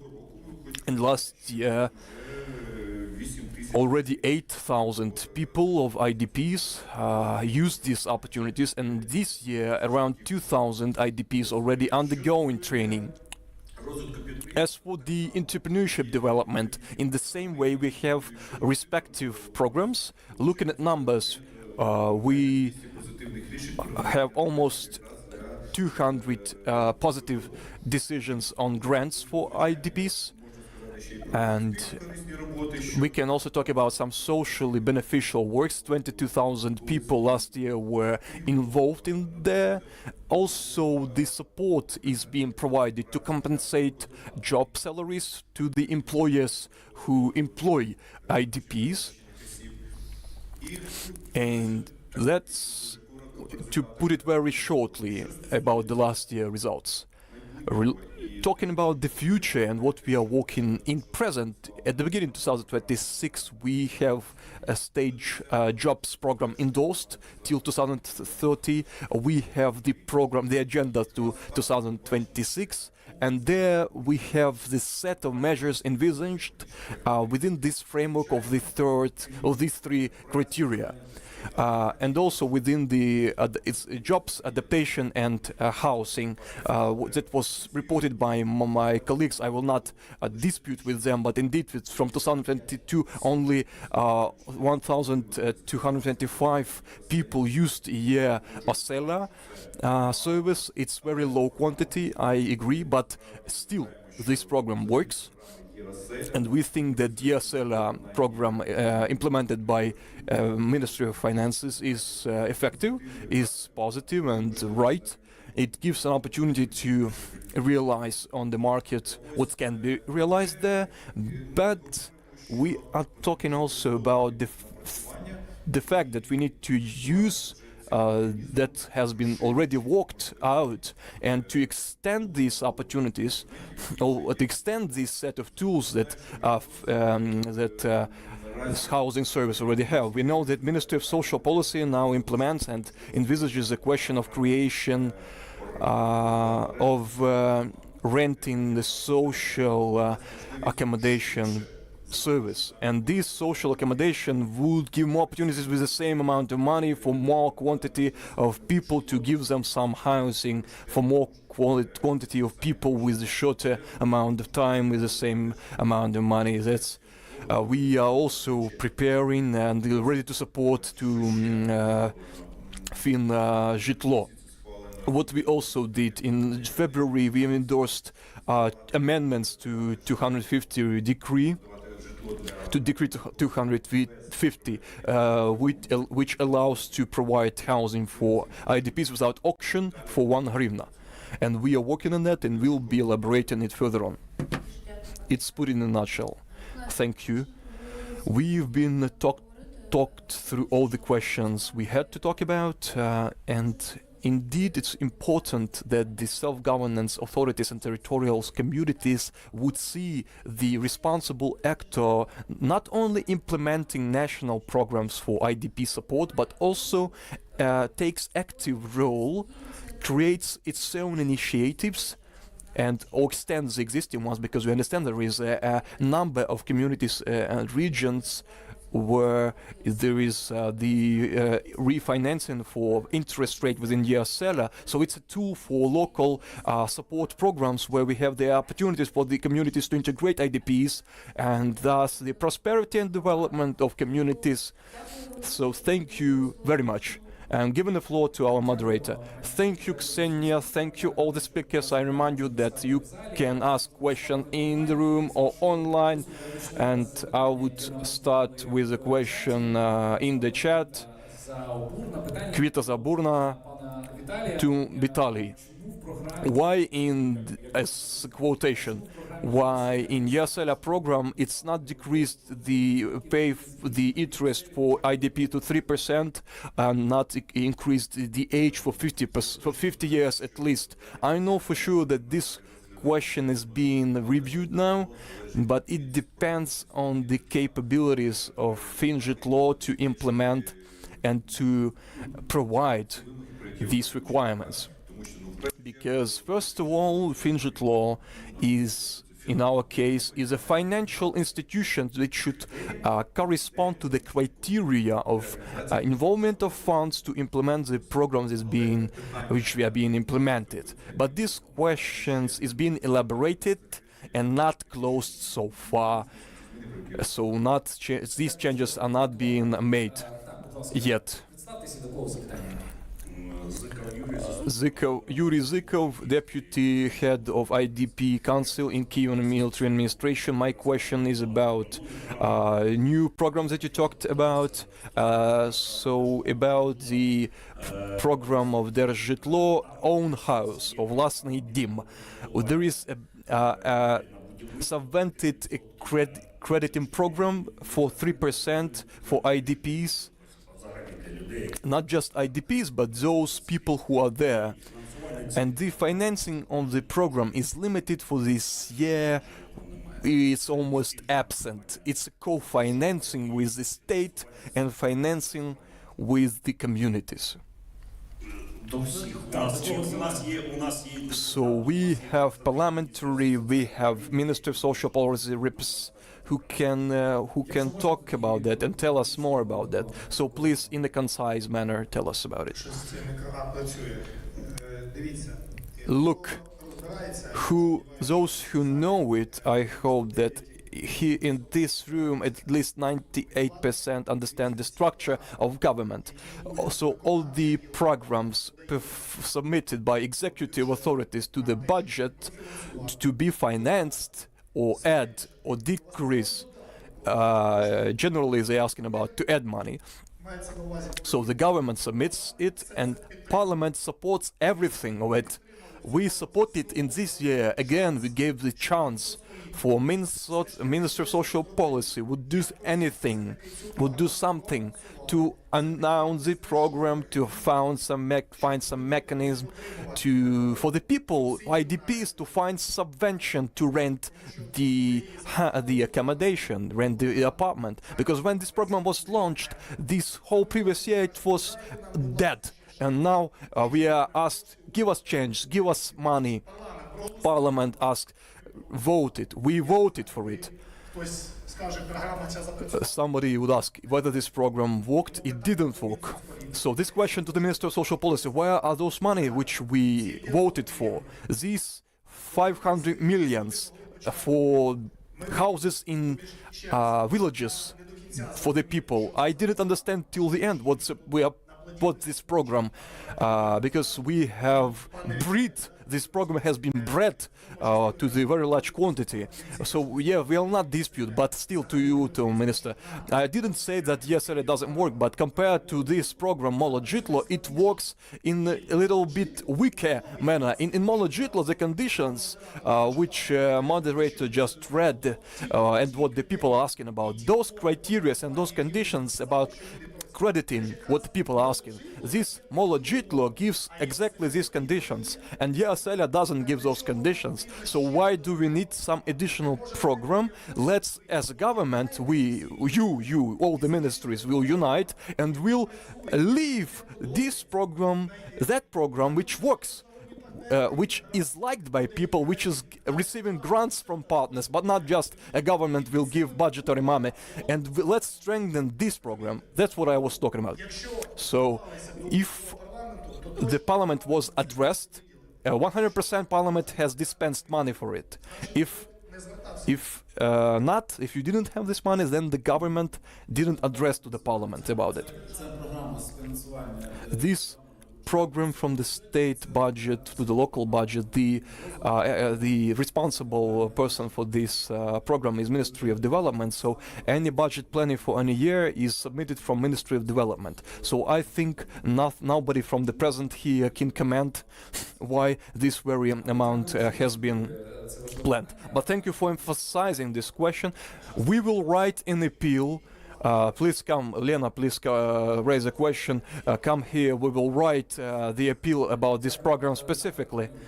Ola, please. Hello. Antonina, Olga, I would continue this very topic and to talk a few words about Asela. We think that, first of all, the indicators talk about themselves. This more than 1,000 for more than 4 years, it's not a great indicator. It's a very low quantity.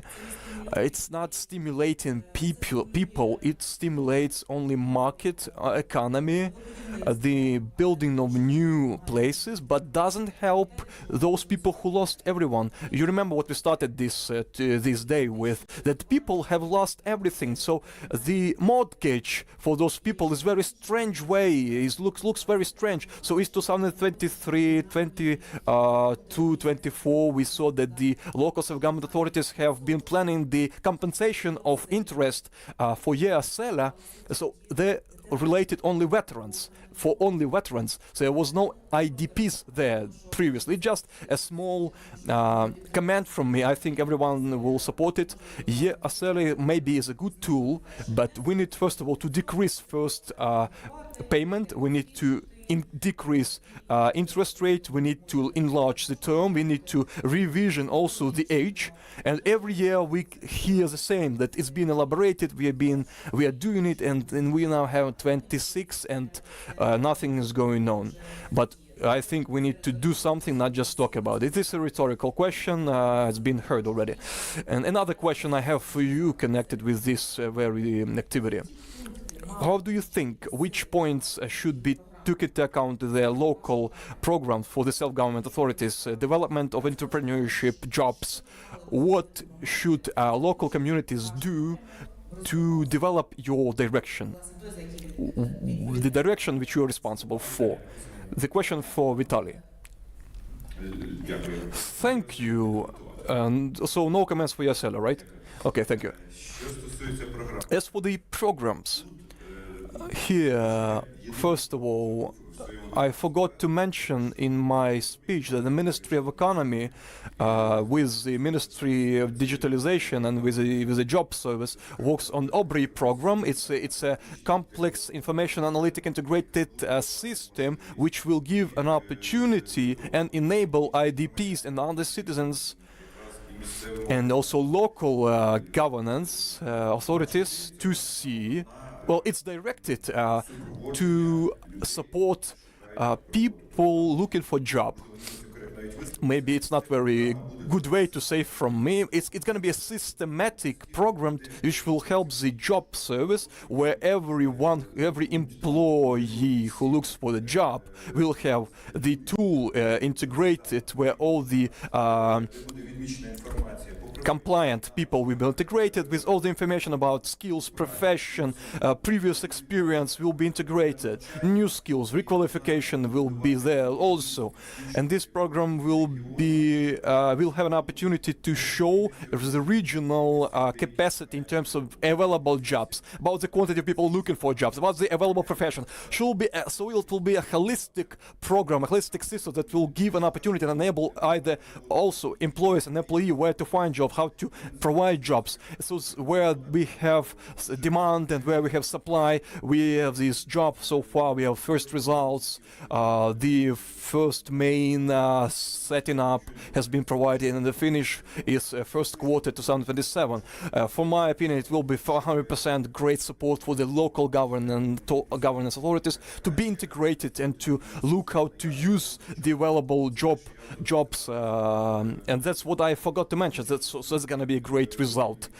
And plus, the directions which Ministry of Economy is responsible for, first of all, it's a question of grants for entrepreneurship and industry. The framework that's been introduced, the legal framework, gives an opportunity or using the local budget to cover expenditures in the direction of UAVs, drones, up to 75% of grant additionally.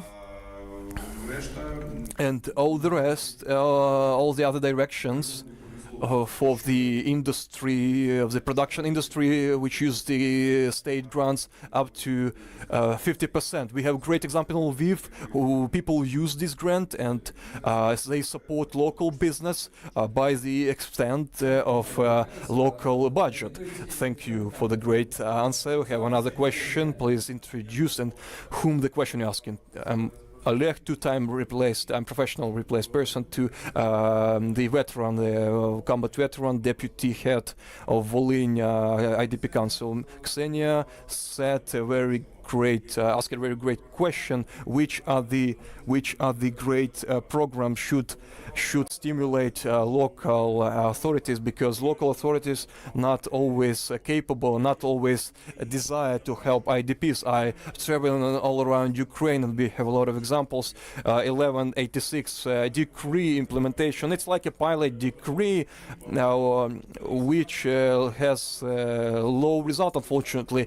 So we're talking about only veterans, IDPs, and then other categories. But the implementation is very, very negative. It's very bad. And there is no information. All the timelines were breached. Deadlines were not adhered. People didn't know what's going on. The application for appeal still absent. People are losing hope. And I would add also this very unclear thing is that endorsements of application is done by the local government authorities. And now we can see how local governance is working, because in Vinnytsia Oblast, the commission was gathered right on the next day. It's been endorsed, as 300 applications were endorsed. In Volyn Oblast, we still don't know whether they gathered or not. So you can see that's how the situation we have. The international partners give us money, but this process performed very well. But what we have now is that the local group should have local commission and endorse what's been already submitted to DIA, it's already been verified, and now we still have the program is not fulfilled, it's failed, and we only have information from some advocates, some attorneys, and still we don't have no legal information about this program, despite the fact it's a pilot program. And we need to work on it so the people could receive something out of this program. And I would work on different level, on different ministries, on the level of parliament to make it more perfect. I would so give us recommendations. What exactly we need to do? Should we adopt a new law? Speak in mic, please. So, okay, please, Yuri, we have local governance. Maybe they will tell what we need to do so some administration could do it. Because we see this discrepancy, this gap in the approaches between different presentations. In Dnipro, we invited military on the same meeting, and I am asking military, as our president said to Mr. Orban, this guy, and I'm asking military, come to military, to the Dnipro City Council and talk with your own language, that they would do their job. If we have all Ukrainian programs, so in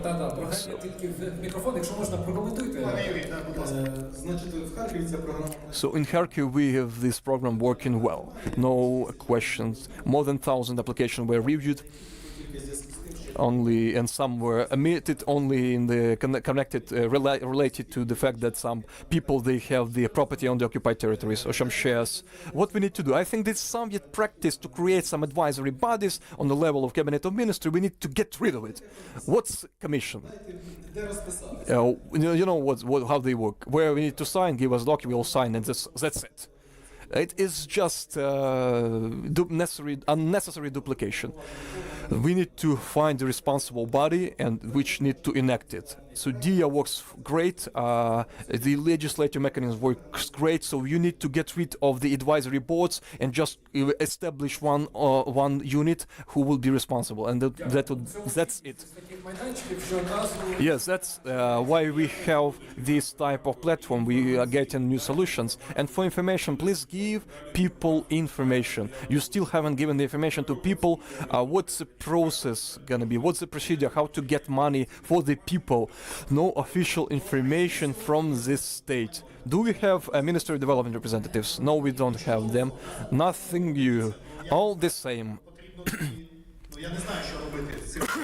I don't know what to do with Kuleba, with Rybikin. They are just inadequate. If they didn't even come here to you, 90% of the questions that you are raising to the Ministry of Development, we fixed it, okay? Head of ADP Council of Sumy Oblast, Kalinichenko. This community head is on the border with Russia. A question to Ministry of Development, but I'm rendering from my audience, our IDPs. The 815 decree is very good, only 6 months, and we already have result through remote inspection. We can get compensation for the accommodation. More than 300 already have certificates and accommodation, but we have a but. If this village is located on the border and its street is fully destroyed, only one house, the person cannot get compensation because the air picture says that there is one house there still. Can we make amendments to the decree that the people can have compensation? Of course, it will not go to this to repair this house because everything is crushed and it's mined all around. That's a question. We have to amend this decree so it could take into account this situation, this requirement, this need for the IDPs. And we have situation throughout all the territory of Sumy. It's a buffer zone, 20 kilometers. So we don't have almost no house which is not destroyed. The person cannot get compensation. He cannot go there, and either he can't use the compensation. Thank you for emphasizing this. I think it will be rendered to the relative representatives of the relevant ministry. Thank you, Vitaly Zubak, Norway Council for the Refugees. Thank you for Olga Mykolaievna, Mr. Valeri, and the Commissioner for the great report. I have the ministry question to the Ministry of Social Policy. To Anatoly has been already stated the strategy for IDPs. We had the previous 125, now the new one. The previous strategies, let's be honest, we have a lot of indicators which are just formal. How the Minister of Social Policy sees a new strategy in the context of synchronization of the programs, of the local programs with the budget of communities and with relation to implementation and usage of the local services. How do you see this synchronization between real budgets, which are scarce, unfortunately? First, we took into account what we can give to the local communities, not what we can demand from local communities. And when we were traveling all around the territories, we saw the problem, which is ancient, the salaries of social workers, and we made necessary amendments. It was our first step to have the systematic work and not simply demanding, do it now, and not giving any tools for that. We are talking about state tools, which were developed, and this instrument for subvention was developed, and we can't just order the local government authorities, communities, which money needs to be dispensed where. But we heard quite an interesting statements and experience about Kharkiv, what they are doing on the local level for the IDPs. Considering the tax for land and other incentives, they involve the economically active category of people to raise and develop their local economy, and that should be understood by everyone, by every local community, that people are getting GDP. they are developing and raising it. We can help either by state programs from our own side. If you are lacking something, we can add it. Or we can involve some active business entrepreneurship together with the parliamentaries, with the MPs, what we did with Yanchenko. It's a program, Priyestock or Shelter, that's how our system works when the entrepreneurs and business are ready to give money for accommodation, for housing. So the local governance should understand people as an economic asset for their region. Thank you, Anatoly, for the content, comment or question. I have a question. Very briefly, please. Just one question. Okay. Thank you. Continuing the role of local government, local communities and cooperation, we have relocated communities which have been replaced and provide and do their work. They are developing their own programs, and now we have a few questions. Who is the target audience of this program?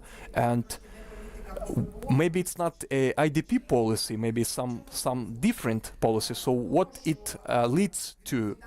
It leads to the fact that the responsibility for IDPs is vague. It's unclear. 2 days ago, I talked with some IDP community. Just recently, they came to our western region, and they telling them that you have your own local community, you need to address them, and they need to send them humanitarian assistance with Nova Poshta. How do you envisage this question and the role of relocated communities and their further activities? In part, this question already been answered by the fact that we need to accept people as our own people, and this we have the responsibility of the community itself. It was with Mr. Maxim, we had the same idea. Just a small example in Sumy. It was a meeting, but we were together in Kuleba, Maxim Vladimirovich Kuleba, in the cabinet, and your colleague, he was stating that in Zolotonosha area we have successful story of success, these houses, and we took this case and extended it. We don't have this is mine, this is not mine, this is yours.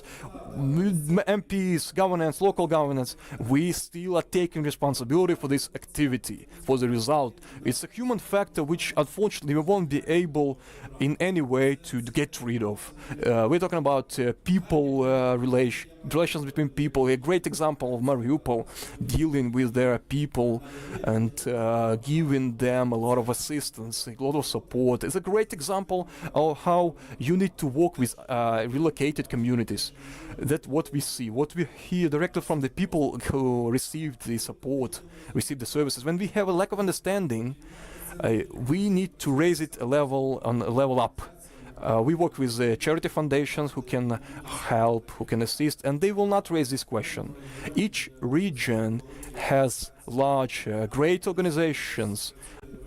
Now, not everyone works with it, but sometimes work only with humanitarian missions like Caritas, like Red Cross. But there are also other ones who help in a more broad sense, despite the Red Cross, Caritas, but it was a slip of a tongue. They still help IDPs, but there are still problems that are not resolved on the local government, and we will help.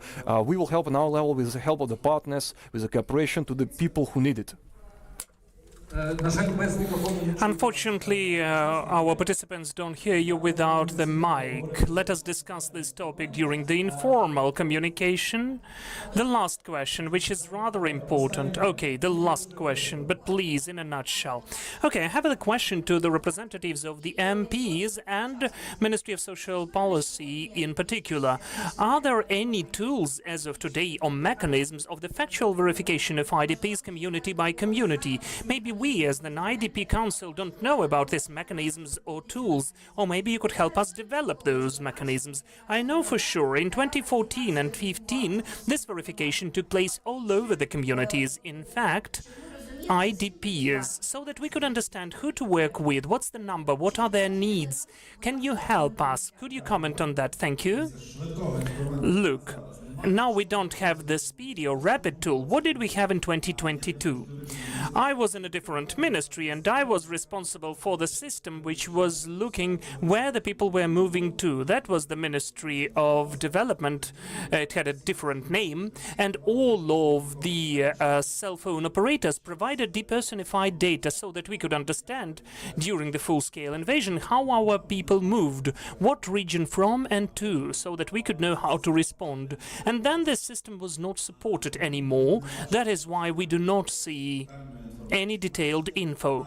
We have our own system of IDPs where people have registered themselves, and the only thing what's left for us, I know where they registered, in which center of administrative services provision or affiliated to which city. So through the authorities of social protection of this city, we can make calls whether they are okay, whether they need help, or whether they are still staying there. As of today, this is the only option. Today, we have the opportunity to check who left abroad, who did not, through the verification of the Ministry of Finance, which is in the acting resolution. We'd like to do that at least to understand who of the registered IDPs are still in the country and who already left for abroad. But so that you at the local level could understand it, you need to make this communication in order. It will not be done quickly in one paper. This is the primary list, and then you need to make calls and actualize the data with the IDPs which you have already. Thank you, Anatoly. Mostly this is the sign of the really cool discussion when there are lots of questions. Okay, definitely the lostest, but the mic first, and then that's it, because we need to let our speakers go, and we are also waiting for informal communication.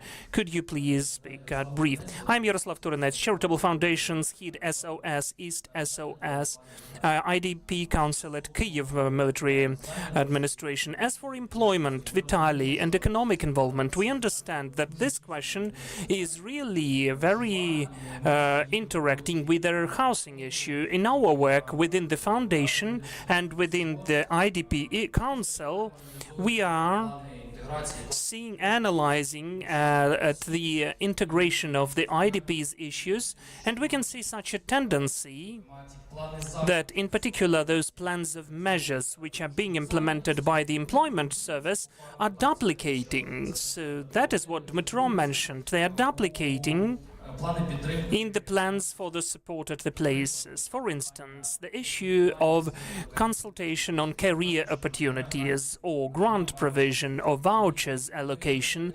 So this is the question then, whether it is a kind of a formal approach that is the kind of the distortion of the essence for the statistical indicators, and what safeguards could you implement to incentivize local self-governance authorities and to develop efficient mechanisms for incentivizing. Okay, we got the question. Vitaly, could you be as brief as possible?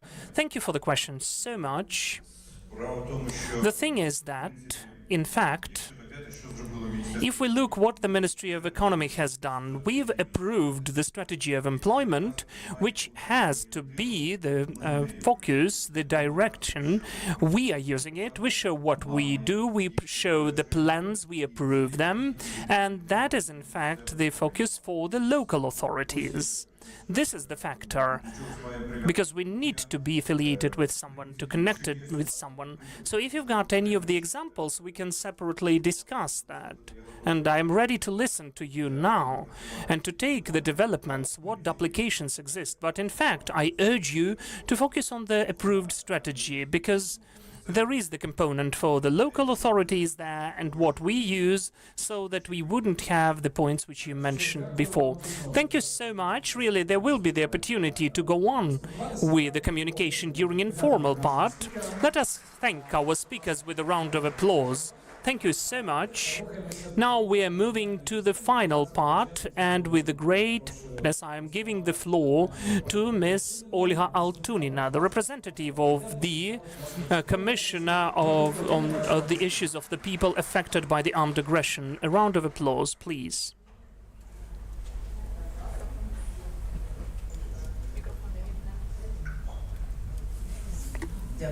Thank you. In fact, it's very easy to make conclusions because we've heard everything already. We heard the problematics, we heard what needs to be done. We tortured the ministries a bit, thanks them that they were courageous enough and that they came in comparison with the Ministry of Development, which had more questions. But the topic of our today's event is about the local programs. So I'd like to speak to those who are here in the audience representing the local authorities at the regional level, the ones who are online with us representing the local communities. I'd like to say that our event and our analytics was not just the one-time event. We will definitely delve deeper whether the recommendations were implemented, whether your approaches were changed, because today the commissioner was very loyal, saying that sometimes the programs exist, but they are not filled with contents. I saw the program of a huge million population city when the program itself was not about the IDP housing, not about the support programs of the future entrepreneurs from the IDPs or any other real tools. It was about the excursions over the city, just events in the hub, some printed products, and honestly, I'm really ashamed of that. It's shameful. I wouldn't like the programs to have 100 of pages. They can be one-page program, but it should be very specific. We'd like to provide social housing for 10 indicators, so there will be an indicator and the point of the program, how much money would be sufficient to provide that. So I urge you, from behalf of all of the IDPs, talking to the local communities, regional authorities, please update your programs. Just imagine yourself in the shoes of IDPs, and when you take certain decisions, ask the IDPs themselves whether they think these or those points are needed by them so that they could be embedded in the programs. Thank you. I have a pleasant point to discuss. I'd like to invite here Maxim Mykolaievich. Could you please join me here? There was the Day of Human Rights Protection in December. We wanted to congratulate you, but you were in your business trip. So I think this is the cool reason and a very reasonable moment to thank you that you are protecting the human rights and the rights of the IDPs. Thank you so much. And I guess you should have done that, but I will take your job, and I would ask you not to leave. We have the opportunity to communicate, to share business cards, to come up. The IDP councils can come up to the local authorities. They can communicate, pose the questions, be constructive, offer some of the proposals. We have time for coffee to communicate and find some of the common grounds. Thank you for the participation, especially for those who were staying with us online for such a long time. See you soon. Thank you.